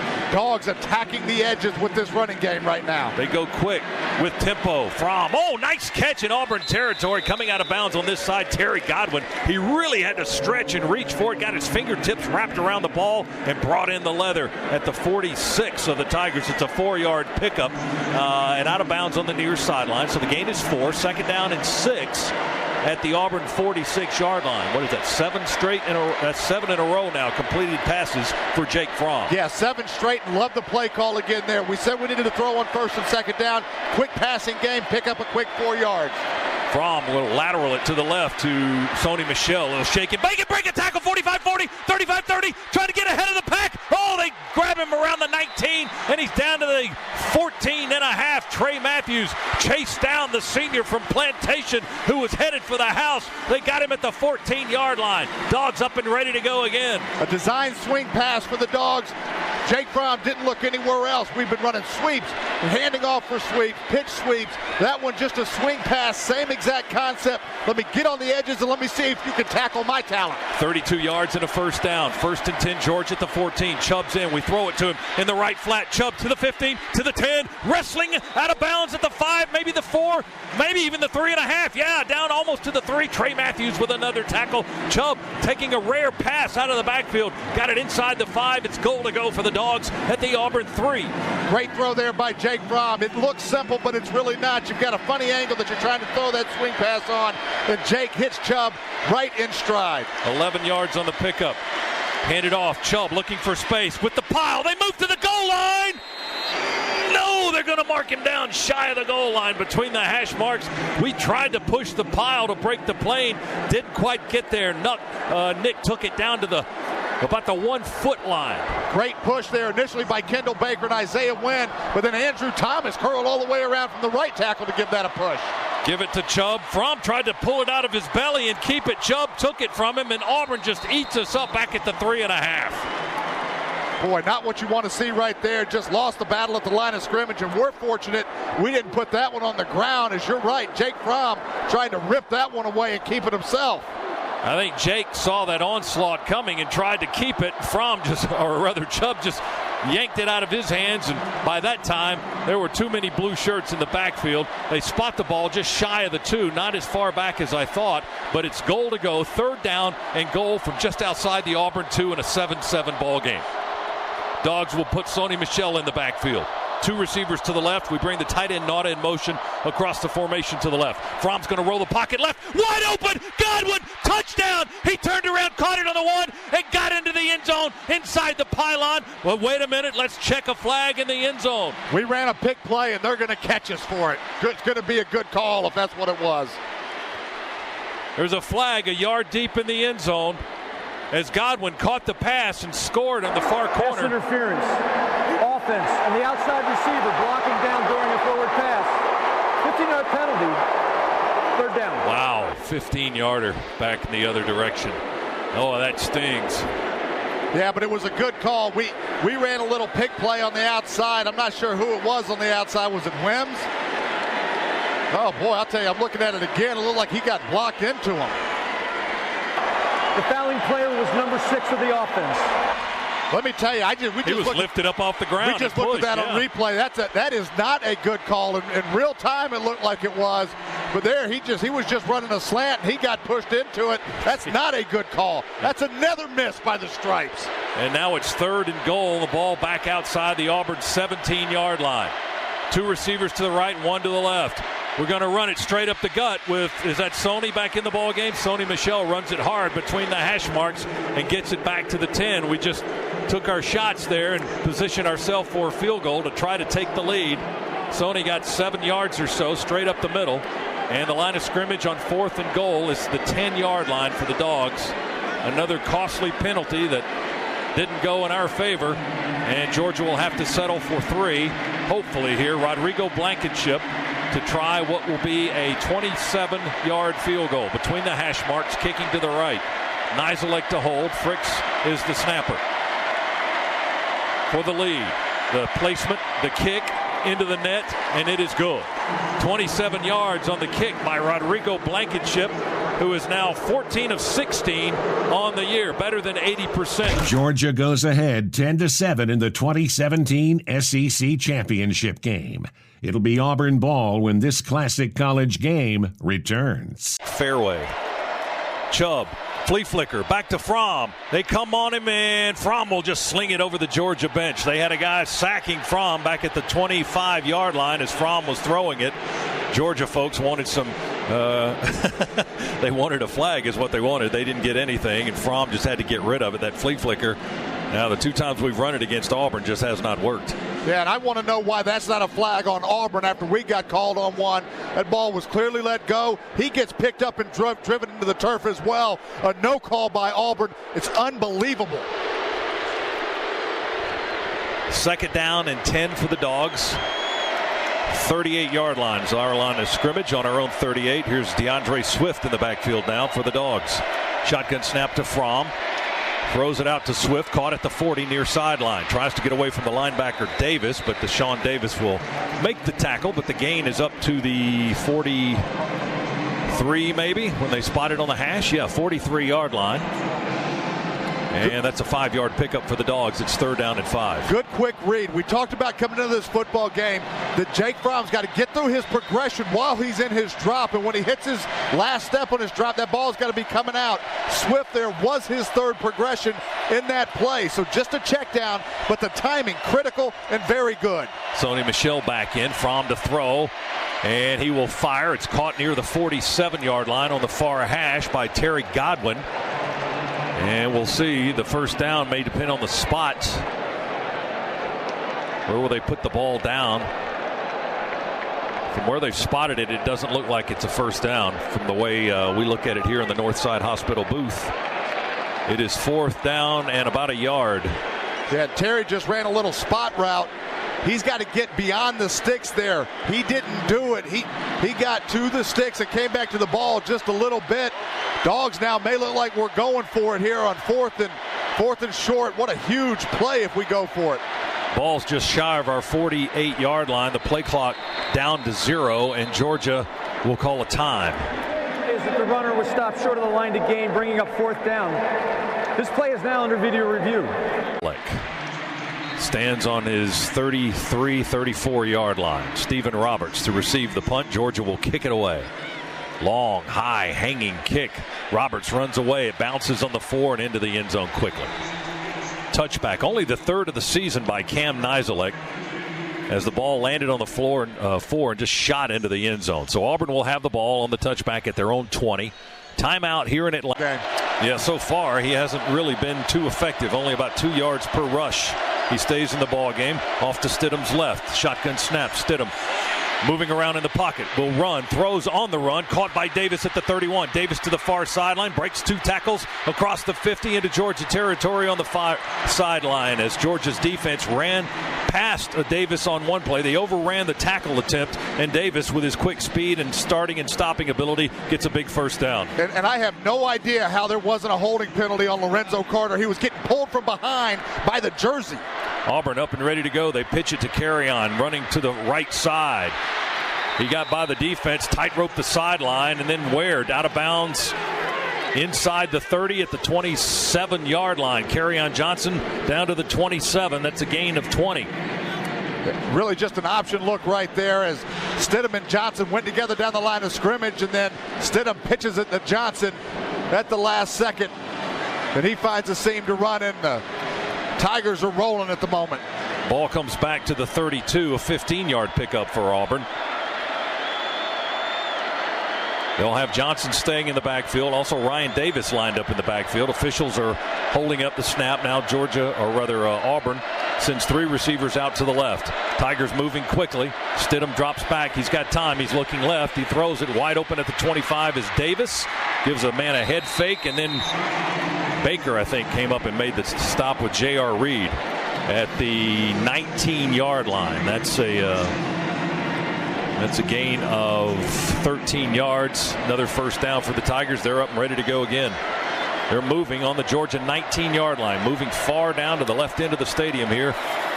Handoff carry on Johnson. He sidesteps left and then jump stops to the right and tries to find a little crease. And he'll work the ball down to the 15-yard line. Roquan Smith, the linebacker, with another tackle for the Dogs. So it's a much 4-yard gain. Excuse me, Zeke. Yeah, so much patient in how they set this run up.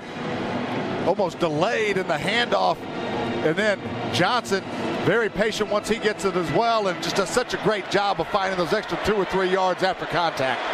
Dogs up by 3, but that lead is in jeopardy. Auburn's on the Georgia 15-yard line. Second down and about 6 yards to go. Stidham, play fake, looks left. He's got all kinds of time. Going to sling it out of the back of the end zone. Nobody open, so he got rid of it. Almost threw it in the tunnel down deep in the left corner. Great coverage there by the Dogs. We were in a 2-deep look there. Did not bring pressure. So good play call for the attempted play action pass there by Auburn. Had all kinds of guys back in coverage and had our linebackers running man-to-man with any underneath routes. Looking at the replay too there, Auburn getting away with another hold on David Marshall, and he complained about it after they let him go. Third down and 6 to go for the Tigers. They're on the Georgia 15-yard line, trailing 10-7. Stidham, the quarterback. Johnson, the running back. Offset to Stidham's left. They want the ball. Play clock at 2. At 1, they snap it. Here comes a blitz from the edge. Stidham gets out of the pocket, runs straight ahead to the 14 is where we catch him. Trenton Thompson, the junior defensive tackle from Albany, Georgia, grabbing him and pulling him down. Lorenzo Carter is a guy that came straight up. Carter on a delayed blitz from his outside linebacking spot. He was in coverage and came charging in. And Auburn's going to have to try a field goal here. The gain was about 1 on 4th down and 5. They'll send on Daniel Carlson to try to tie the ball game. From the near hash, kicking to the left. Looks to be about a 32-yard effort here. Long snap count. There's the snap. It's high. They get it down, and we block it. We blocked it. Catch it in the air. Here we go. Near sideline. Dominic Sanders caught the batted ball. We blocked the kick and saved the lead. Dogs ball. Sanders runs it out of bounds around the 30-yard line. Boy, and the Georgia bench just erupted right there. What a great play. Another huge momentum play. Is that kick from Carlson almost automatic when he does it below, and we're able to get a hand up and bat it up in the air. They're killing Daquan Hawkins-Muckle. Apparently, he blocked the kick. Dogs still lead it 10-7. Timeout. 8:13 to go, third quarter. Here, Dogs lead it 10-7. Getting late here in the third quarter. Fromm with all kinds of time picks his target. Finds Godwin open at the 40, near sideline. Twisting his way, still upright. They're trying to strip the ball out and down across the 50. What fight! And Terry Godwin, the junior from Hogansville, got it into Auburn territory at the 49-yard line, a 31-yard gain. And the last 8 or so just came 1-on-7 with Godwin fighting blue shirts to get extra yards. They did a great job holding on to that football too, as Auburn was relentlessly trying to take it out. Whistle just never blew, but it was a flat corner combination. Auburn in cover 2. The cornerback came up on Swift on the flat route that left the corner route wide open. Fromm saw it in time, threw it in time. Great job. That's another Scana Energy first down. Play fake Fromm. He wanted to go deep. He dumps it off to his safety foul, Mecole Hardman, off to his right, and Mecole turns it into positive yards. He wanted to go deep after the play fake. He kind of turned and hit the ball and held on to it. Auburn didn't bite. He goes to Hardman off to his right, and Mecole will be pushed out of bounds around the 43 of the Tigers. A 6-yard pickup, second down and 4 for the Dogs. Good decision there by Jake. I think he thought about running the football as well, but when you get to choose between yourself that runs probably a 4.7 40 and Mecole, who's the fastest guy on the field, give it to him every time. 3 receivers left for Georgia. The Dogs are moving to the right end zone here at the stadium. Shotgun snap to Fromm. Handed off to Chubb. He breaks the tackle, bounces out. Another shred. Chubb to the 30, to the 25. They drag him down there. How did he get away? They should have had him back at the 40. And Chubb just driving his legs, kicking them high, and just left Auburn tacklers in his wake all the way down to the 24-yard line. Read option there, and Chubb absolutely had no business getting that kind of gain out of that. Auburn stuffed it up. He was able to pop it outside, break one tackle, and just started running through people. Big blocks by Isaiah Wynn and Ben Cleveland. And then also Mecole Hardman and Javon Wims down the field with some good blocks as well. 19 yards and a Scana Energy first down for Nick Chubb. 1st and 10, Dogs on the Auburn 24. Swift has checked into the ball game in the backfield. Fromm will give it to DeAndre. Spins off one tackler. He won't get away from the second. They hit him at the 23 and knock him down there. Deshaun Davis, the leading tackler for this Auburn defense, makes another stop. It'll be 2nd down, about 8.5 for the Dogs on the 23 of Auburn. Let's check in with Chuck on the sidelines. Cook's Pest Control report. Chuck? Well, I've been told Sony Michel has a left knee injury. He is out of the game for now. That's all they're telling me. But he has put his helmet down, and he is standing up on the sideline. All right, Chuck, thank you very much. 2nd down and 8. Dogs driving, leading 10-7 late here in the 3rd quarter. 2:20, clock moving. Fromm in the shotgun. Swift in the backfield. He'll protect. Fromm will throw off the hand of the intended target. Javon Wims coming in on a slant from the left. Pass is incomplete. It'll be 3rd down and 8 for the Dogs from the Auburn 22.5. Auburn brought the house right there, man-to-man on the outside. We had slants on, so a good play. You're going to get that off regardless of what defensive look you get. Just good coverage there by Auburn. A very, very tight window to throw that football into. 3 receivers to the near side for the Dogs. One of them is the tight end Nauta. Hardman and Godwin are the others. Wims to the left. Swift remains in the backfield. Fromm in the shotgun. Now they send Swift out to the near side. We'll throw it to him. Swift with blockers. Swift to the 20. They upend him at the 18-yard line. Short of the 1st down. DeAndre Swift had 3 blockers over here, but Auburn fought through them. They fought through Nauta and Godwin and Hardman, and Swift only able to get to about the 17.5, a 5-yard pickup on that swing pass to the right side, and Georgia will trot out the field goal unit and Rodrigo Blankenship for his 2nd attempt of the game. I like the play call, though. Try to attack the edge. You've had a lot of success with it. Just some good individual effort there by Auburn to make the stop on Swift, but a good positive gain and shorten the field goal try a little bit. 35-yard try, near hash, kicking right. The snap, the hold, the kick is in the air, sailing towards the goalpost. Good! Blankenship with his 2nd field goal of the game, and that puts 3 more on Georgia's side and makes it Georgia 13, Auburn 7. Back on defense for Georgia. Auburn's ball, 1st and 10 on its own 22-yard line. The new score is now 13-7. Georgia by 6. Stidham in the backfield. Play fake to Johnson. Will throw it left to Davis. He's caught from behind by David Marshall, the lineman. Dragged down at the 30, the 31-yard line. But a quick 9-yard pickup for the Auburn offense. It's just too easy there for Auburn. The Dogs were man-to-man, but wait, Auburn in trips formation. We were up pressed on the outside 2 guys, but then way off in the inside slot receiver in that trips formation. He just did a little curl route to the inside. It was a screen pass essentially, and Auburn gets a big offensive lineman out there to pick up our safety. Auburn moving to our left here in the stadium. Less than a minute to go. Stidham wants to go deep on near sideline, and a little hand fighting down deep around the 25. The pass is incomplete. DeAndre Baker for Georgia. Darius Slayton was the deep target for the Auburn Tigers. The pass was incomplete. That'll stop the clock at 41 seconds here in the 3rd.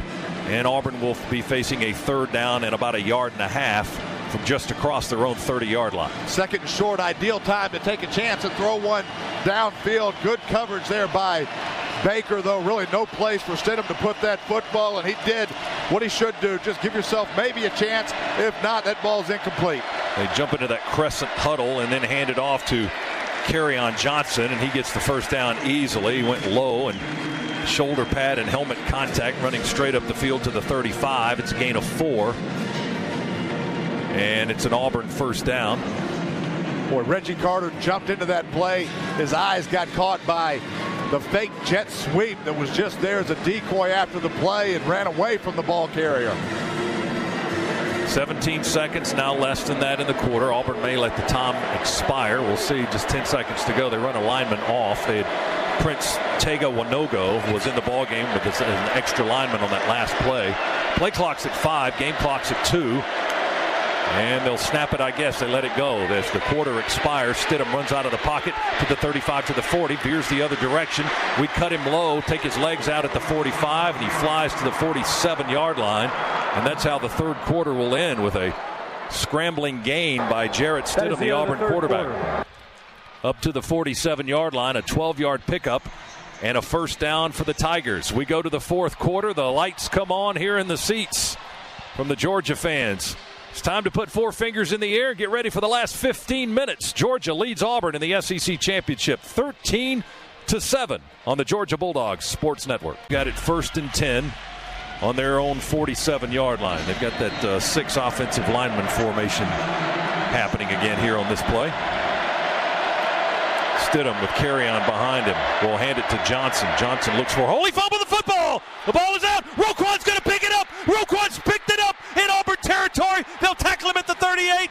Johnson got stripped. The ball came bouncing out. The All-American linebacker picked it up in front of the Auburn bench and returned it down to the 38. It's the Dogs' ball going the other way. That man has been absolutely everywhere, and you wonder here if the shoulder injury by Carrion got him. I think that was just a good play there. Who got in to get him? Julian Rochester got in there and stripped the football from him, just popped it right out. Lorenzo Carter was in on that play too, grabbing his arm. Julian Rochester stripping it away. And then Roquan Smith, the man who is everywhere, there to scoop that one up. They met him about 5 yards deep onto the field with the savage shoulder pads, and Roquan has indeed been savage today. Dogs ball. Now you got to take advantage.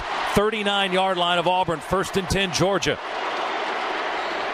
Dogs lead it 13-7, and a chance to jack it up a little bit more. Long way to go, though. Most of the fourth quarter. We're just 11 seconds deep into the final period. Dogs on the Auburn 39, 1st and 10. Chubb's in the game. Fromm will hand it to Chubb. No, he'll keep it. Fromm breaks the tackle in the backfield. Fromm 35-30, 25-20, angling to the near side. He didn't quite get to the 20. Jake Fromm, that play's worked every time this season. First down, Georgia. Boy, unbelievable. Everybody went with Nick Chubb. And then Jake Fromm pulling it out of the belly makes one guy miss that was in a potential there to get him, and then a ton of green grass. A good job by Jake holding on to that football, getting what he could get, and then getting to the turf. Ball inside the Auburn 23. That's a Scana Energy first down for Jake Fromm. Dogs break the huddle up to the line. They toss it on a reverse to the near side. Mecole Hardman trying to find some room, runs out of space on the near sideline, and he's got 2 blue shirts shoving him out of bounds, and here come flags flying. Atta boy. Clearly hit out of bounds. The Georgia bench erupted, and then we finally got the flag. Finally get one going our way. They forced him out of bounds around the 17 or 18. Personal foul. They hit out of bounds on the defense. Penalties from half the distance to the goal line for man on the run. And an automatic first down. Should be goal to go for the Dogs. Half the distance would put it on around the 9-yard line. 8 or 9, and it'll be inside the Auburn 10 for the Dogs offensive unit. 14:08 in the fourth quarter. Georgia leading 13-7, and now will work inside the Auburn 10. Nifty little play there from the Dogs. We've run that pitch sweep so successful today. This time a little wrinkle off of it as Mecole comes in motion and takes the pitch on the reverse. Auburn actually played it pretty well, but you like the thought. First and goal on the Auburn 8. Unbalanced line right. Swift in the backfield, lone setback.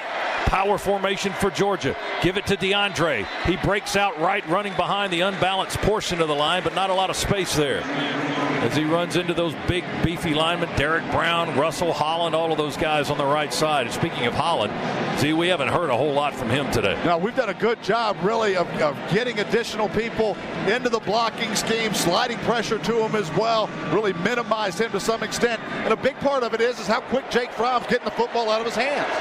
Georgia trying to take advantage of a second fumble recovery by Roquan Smith today. Second and goal for Georgia from the 7 of Auburn. Fromm under center, drops back to throw to the left. He's got a man. Touchdown! Touchdown! Terry Godwin, left corner, just inside the pylon. We had one-on-one on the outside, just a fade stop. Flag, Z. Flag on the far side at the line of scrimmage. Hang on.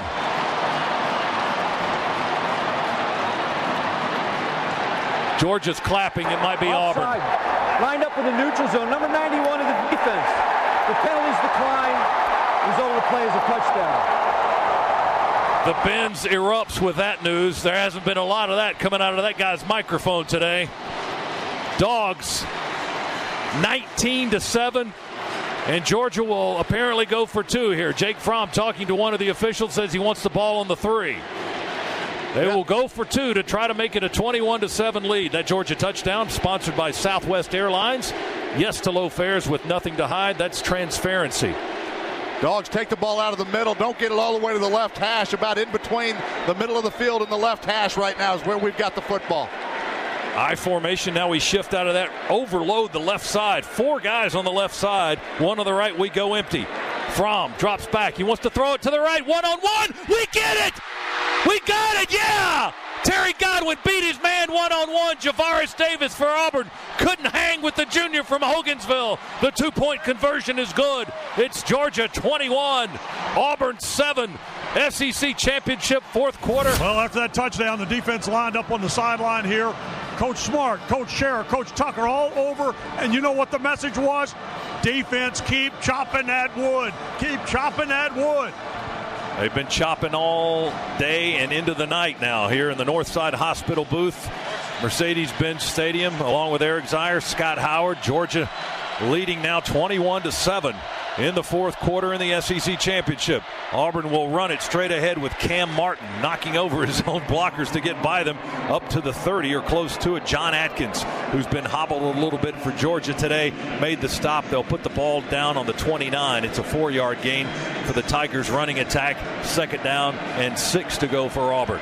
And that mentality about keep chopping wood, you just can't change anything that you're doing. Way too much time left in this football game. You've got to stay on the attack.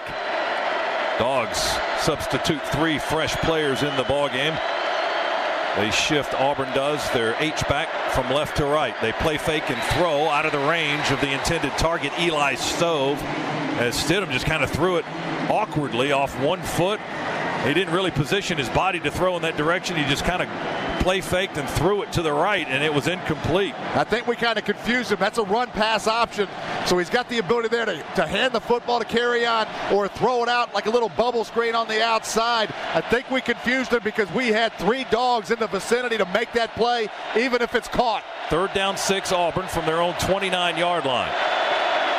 Stidham in the shotgun. Johnson is in the backfield with him. Here comes pressure by Georgia. Roquan's trying to fight off a block. Stidham's moving in the pocket. He'll throw it, and it's short.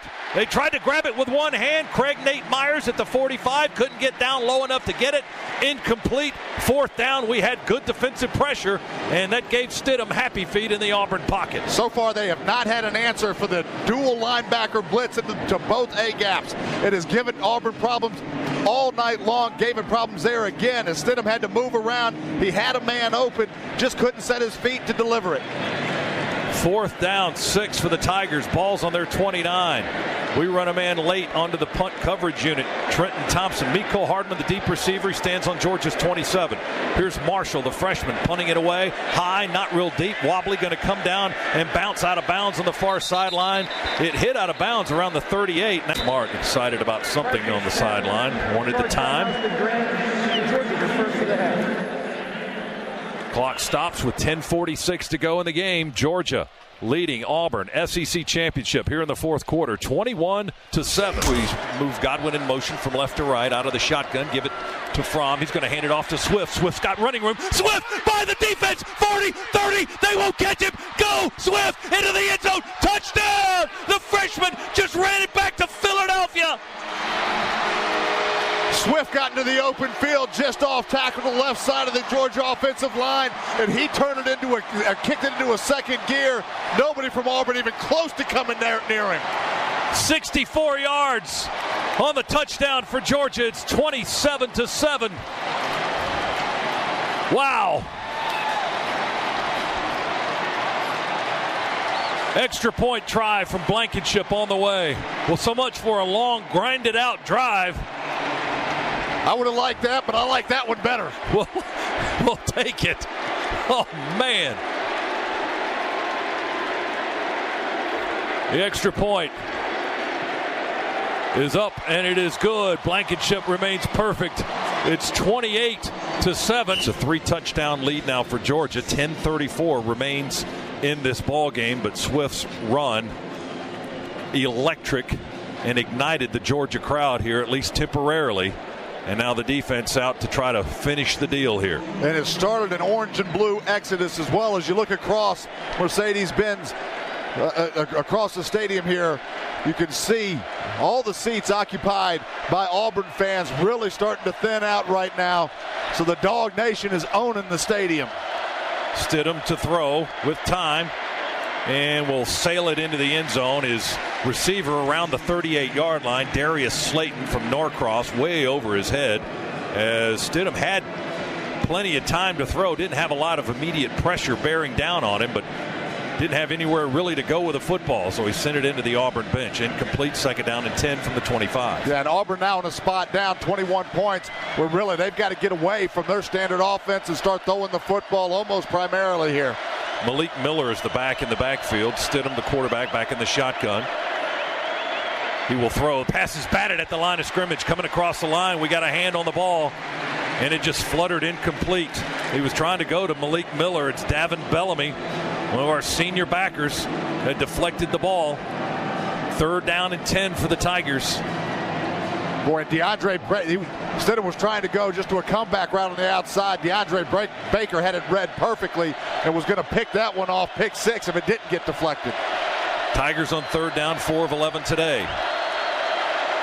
Snap to Stidham from the 25 on 3rd and 10. Again, he's got time. He will throw. Almost picked off. Wow, what a play by Tyreek McGee. Just came right around his man, Ryan Davis, and batted it away with his right arm and his right hand. Incomplete. Tigers go 3 and out. It's 4th down for Auburn.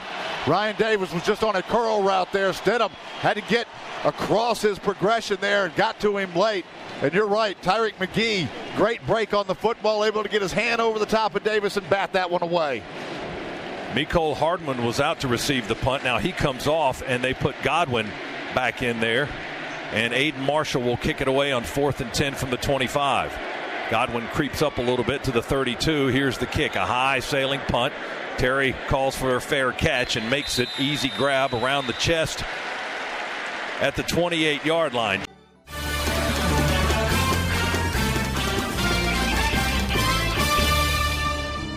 Having already gotten some help from an Auburn penalty on a 4th down, the Dogs offense was presented with another 4th and short, leading 28-7 down the stretch in the 4th quarter of this classic college game. Dogs 4th and 1. Holyfield bouncing out to the right, twisting and spinning away from a tackler and getting the 1st down on 4th and less than a yard. That's our number 4 or 5 back, by the way, that just did that and put that move. I like that. On the Auburn Tigers. 1st and 10, Georgia, ball on the Tiger 23. Let's jam it in one more time just for good measure. Clock under 5 minutes, 4:45 and moving. 2nd half yardage totals heavily in favor of Georgia, 249 to 109. Georgia to Auburn there. Thank you, Jay Black. 1st and 10 for the Dogs. Georgia taking its time as the Auburn crowd has thinned out here in downtown Atlanta. Fake the sweep, hand it off to Holyfield. He's hit, he bounces back, he keeps his feet. Now he's to the turf at the 28. Jumped on by Derek Brown, a couple other linemen. He bounced off the first attempt. They hit him pretty hard and knocked him back a couple of steps. And Holyfield kept his feet, but then had 2 or 3 300-pounders jump on top of him, and down he went at the 25-yard line. Clock continues to move. Under 4 minutes now. Georgia 28, Auburn 7. Everything on this drive, as you would imagine, on the ground and just chewing up precious minutes. And this Dog faithful and contingency here that is now pretty much owning the bends, ready to erupt. Quick sprint to the line of scrimmage. Toss sweep Harrion. Auburn stretching it out. Bryan looking for room on this near sideline. Not really there. Back at the 25, Auburn with an injured player. Harrion run out of bounds on the near sideline around the 23-yard line or so. Derek Brown is the injured player for Auburn. Defensive tackle, sophomore from just up Interstate 85, Sugar Hill, Georgia. Auburn's training personnel checking on their injured player. And it's going to be 3rd down and about 8 for the Dogs. The ball will be on the 22 of Auburn for Georgia when time comes back in. There's 3:33 remaining in the ball game. And the officials have stopped the game for the injury timeout situation, so the Dogs will huddle on the near sideline. Auburn kind of scattered about. They're not really huddling around anybody, Z, which looks kind of weird. Georgia's huddling up around coaches, but Auburn's defense is just kind of scattered on their side of the ball over there. Yeah, it's the Dogs have done it all year long to people, really break their will and break their spirit. When you look at the two teams right now, that's kind of what you see. This is what, play 13 of the possession. Unbalanced line left. Holyfield in the backfield. Lone setback. Fromm under center. Takes the snap. Holyfield gets the ball. Runs straight into the middle. Spinning. Getting away from one man. But then Javaris Davis, the cornerback, up to capture him on the edge around the 18-yard line. And he picks up about 3 on the play to the 19. It'll be 4th down there. 4th and 5 for the Dogs. Clock continuing to move. 2:28, 2:27. That's how much time remains before Georgia will earn a championship ring. It's 28-7, leading Auburn. On the Tiger 19. Now the officials blow the whistle, and they're having a bit of a discussion between the Auburn offense and the Auburn defense and the Georgia offense at the line of scrimmage. The umpire in the middle of those two groups, looking like a boxing referee, explaining the rules, having to tell these guys to behave, I'm guessing. Yep. Fromm under center. Here's Holyfield in the backfield. On 4th down and 5. Fromm to throw. Right corner of the end zone. Wibbs makes the catch. He made then he got it stripped. Oh, my goodness. Back shoulder throw. Javon spun around. He had it in his grasp, and it was stripped away on the 4th down throw to the end zone. Jamel Dean, I'm guessing, was the guy that got a hand on it. We'll look at a replay here.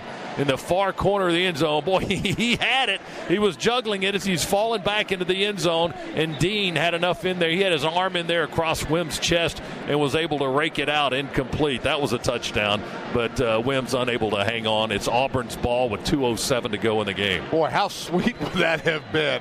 Just one more punch in the face to this Auburn team. So the Tigers back with their offense, back at the 18-yard line. Stidham to throw, nothing downfield. He'll run to his left, still running at the 20, outside the numbers towards the sideline, and Baker chases him out of bounds there. No contact as Stidham trots out of bounds into the edge of the Auburn bench on the far side of the field at the 23-yard line. I think he got about 5 on the play. 1:57 remaining, clock moving. Dogs right now in a prevent defense. They're going to rush 3. They're going to be in coverage the rest of the way. Just keep the football in front of them. Stidham looks right, goes back to his left, a screen to Slayton. Slayton makes the catch. We wrestle him up high around the shoulder pads and neck, DeAndre Baker, and slings him out of bounds in front of the Auburn players on the far side of the field at the 32-yard line. That's a 1st down for the Tigers, a gain of 9. So Auburn's still moving. 102 seconds remaining in the contest. 28-7 Georgia. Stidham takes the snap, drops back. We've got 4 rushing. He throws it. It's caught inside the Auburn 40. We've got Richard LeCount in there. It's going to make the tackle on Malik Miller, redshirt freshman back from Huntsville. Made the grab and out of bounds on the tackle by Richard LeCount at the 43-yard line. That's 11 more as Auburn moves up closer to midfield. 1:33 on the clock. 32. Now, hang on a second. Referees, did they drop a flag or just kill the clock? I think the whistle's blew. I don't see a flag. I did hear the whistle, certainly. They replaced the ball. They've spotted it on the 43-yard line. With the game clock operator, please reset the game clock to 1:33. 1:33. Well, Georgia fans get an extra second to enjoy what will be an SEC championship victory. 1:33 remaining. 28-7. Georgia is in front of Auburn here in the title game of the Southeastern Conference. Stidham's back in the shotgun. 2 receivers to each side for Auburn. They move to our right here in Mercedes-Benz Stadium with time to throw out of the pocket. A wobbler comes out of the hands of Jarrett Stidham. I don't think we got a hand on that. That was just an ugly throw that sailed into the Auburn bench, incomplete. No, but Dogs changed up there. Stayed in cover 2, but this time brought 4. So got out of the 2-cloud look that we were running as Auburn has completed a couple passes here. That time we rush 4 and we get pressure on Stidham and forced him to throw that football a little bit sooner than he wanted. 2nd and 10 for the Tigers. Clock at 1:28, sitting there here in the 4th quarter. Auburn's on their own 43-yard line. Stidham with Miller in the backfield. Drops back, 3-step drop, looking. Here comes pressure. DeAndre Walker going to wrap him up and sack him. And a little twist tie on top. Back at the 30. Boy, credit that right there to the coverage of the Georgia secondary. Nowhere for Stidham to go with the football. And finally, the protection breaks down. Sack back at the 32-yard line. 3rd sack, 7th tackle for loss by this Georgia defense. Outstanding performance. Less than 60 seconds to go.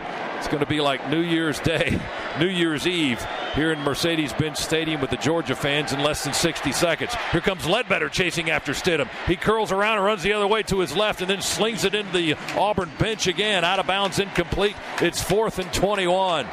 44 seconds to go as the clock is stopped. Ledbetter almost had Stidham, but he had a nice spin move to the outside edge and ran to his left and then just threw it into the Tiger bench. And the Bulldog Nation ready to erupt here. 44 seconds left, and they're standing on their feet. Every Bulldog fan in this stadium up. First conference championship in 12 years. 2005, the last time DJ Shockley was the quarterback. The last time the Dogs celebrated a title. Just a few feet behind us to our north in the Georgia Dome, which is now in rubble. There's the throw to Miller. He drops it out of his hands. He was wide open at the 40. He dropped it on 4th down and forever. It's the Dogs' ball with 38 seconds to go. Over on downs to Georgia, back at the 25 of the Tigers. I'm not sure how many people would have thought this game would have turned out like this. Coming off of what happened 3 weeks ago, we all knew it would be closer today. And then the way that the first quarter unraveled and played out, looked like it was going to be a battle all the way. But the one fumble turned this football game around, and the Dogs now celebrating as Kirby Smart just gets drenched They just iced him. They iced him up, and they're celebrating on the sideline. Georgia's got the ball. Ball's on the 32. I said 25 earlier, but it's on the 32. Georgia will need one snap and then count it off. And it'll be SEC championship number 13 in Georgia history. They're dancing on the sidelines for the Bulldogs. There's ice scattered all around the 48, 49-yard line. The Dogs take the snap. Fromm will take the intentional loss, and that's it. Last play of the SEC championship. Dominated in the second half by the Dogs. They run away from Auburn and win it by a final of 28-7. And it doesn't matter. What smells sweeter, roses or sugar? They both smell pretty sweet to me. That's where the Dogs will be headed. One of those destinations. Georgia is your 2017 SEC champion here at Mercedes-Benz Stadium in Atlanta. The Dogs have defeated Auburn in the 122nd meeting of these two teams in the Deep South's oldest rivalry. The confetti will fly. They're moving stages into place on the field for the post-game awards ceremony. The Dogs are winners today, 28-7. What a scene here in the Mercedes-Benz Stadium in downtown Atlanta. You've been listening to Classic College Games on the Georgia Bulldogs Sports Network. This Classic College Game has been presented by Napa Auto Parts. With quality parts and know-how, Napa Auto Parts stores, auto care centers, and Napa Online are here to help. Georgia football is an exclusive presentation of Learfield, IMG College, and JMI Sports. Well,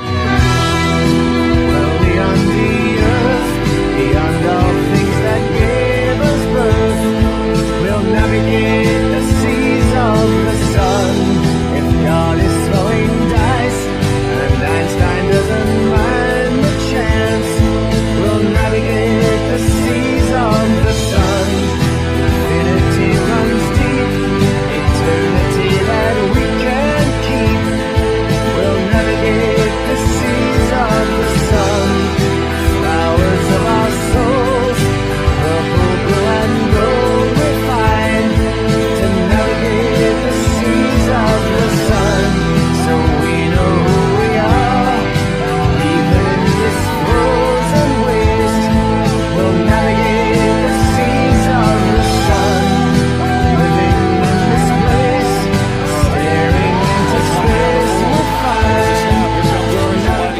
quick throw. Mitchell makes the catch. He breaks away. 30, 25, 20. Veers inside. 10 breaks the tackle. 5 breaks another one. Touchdown!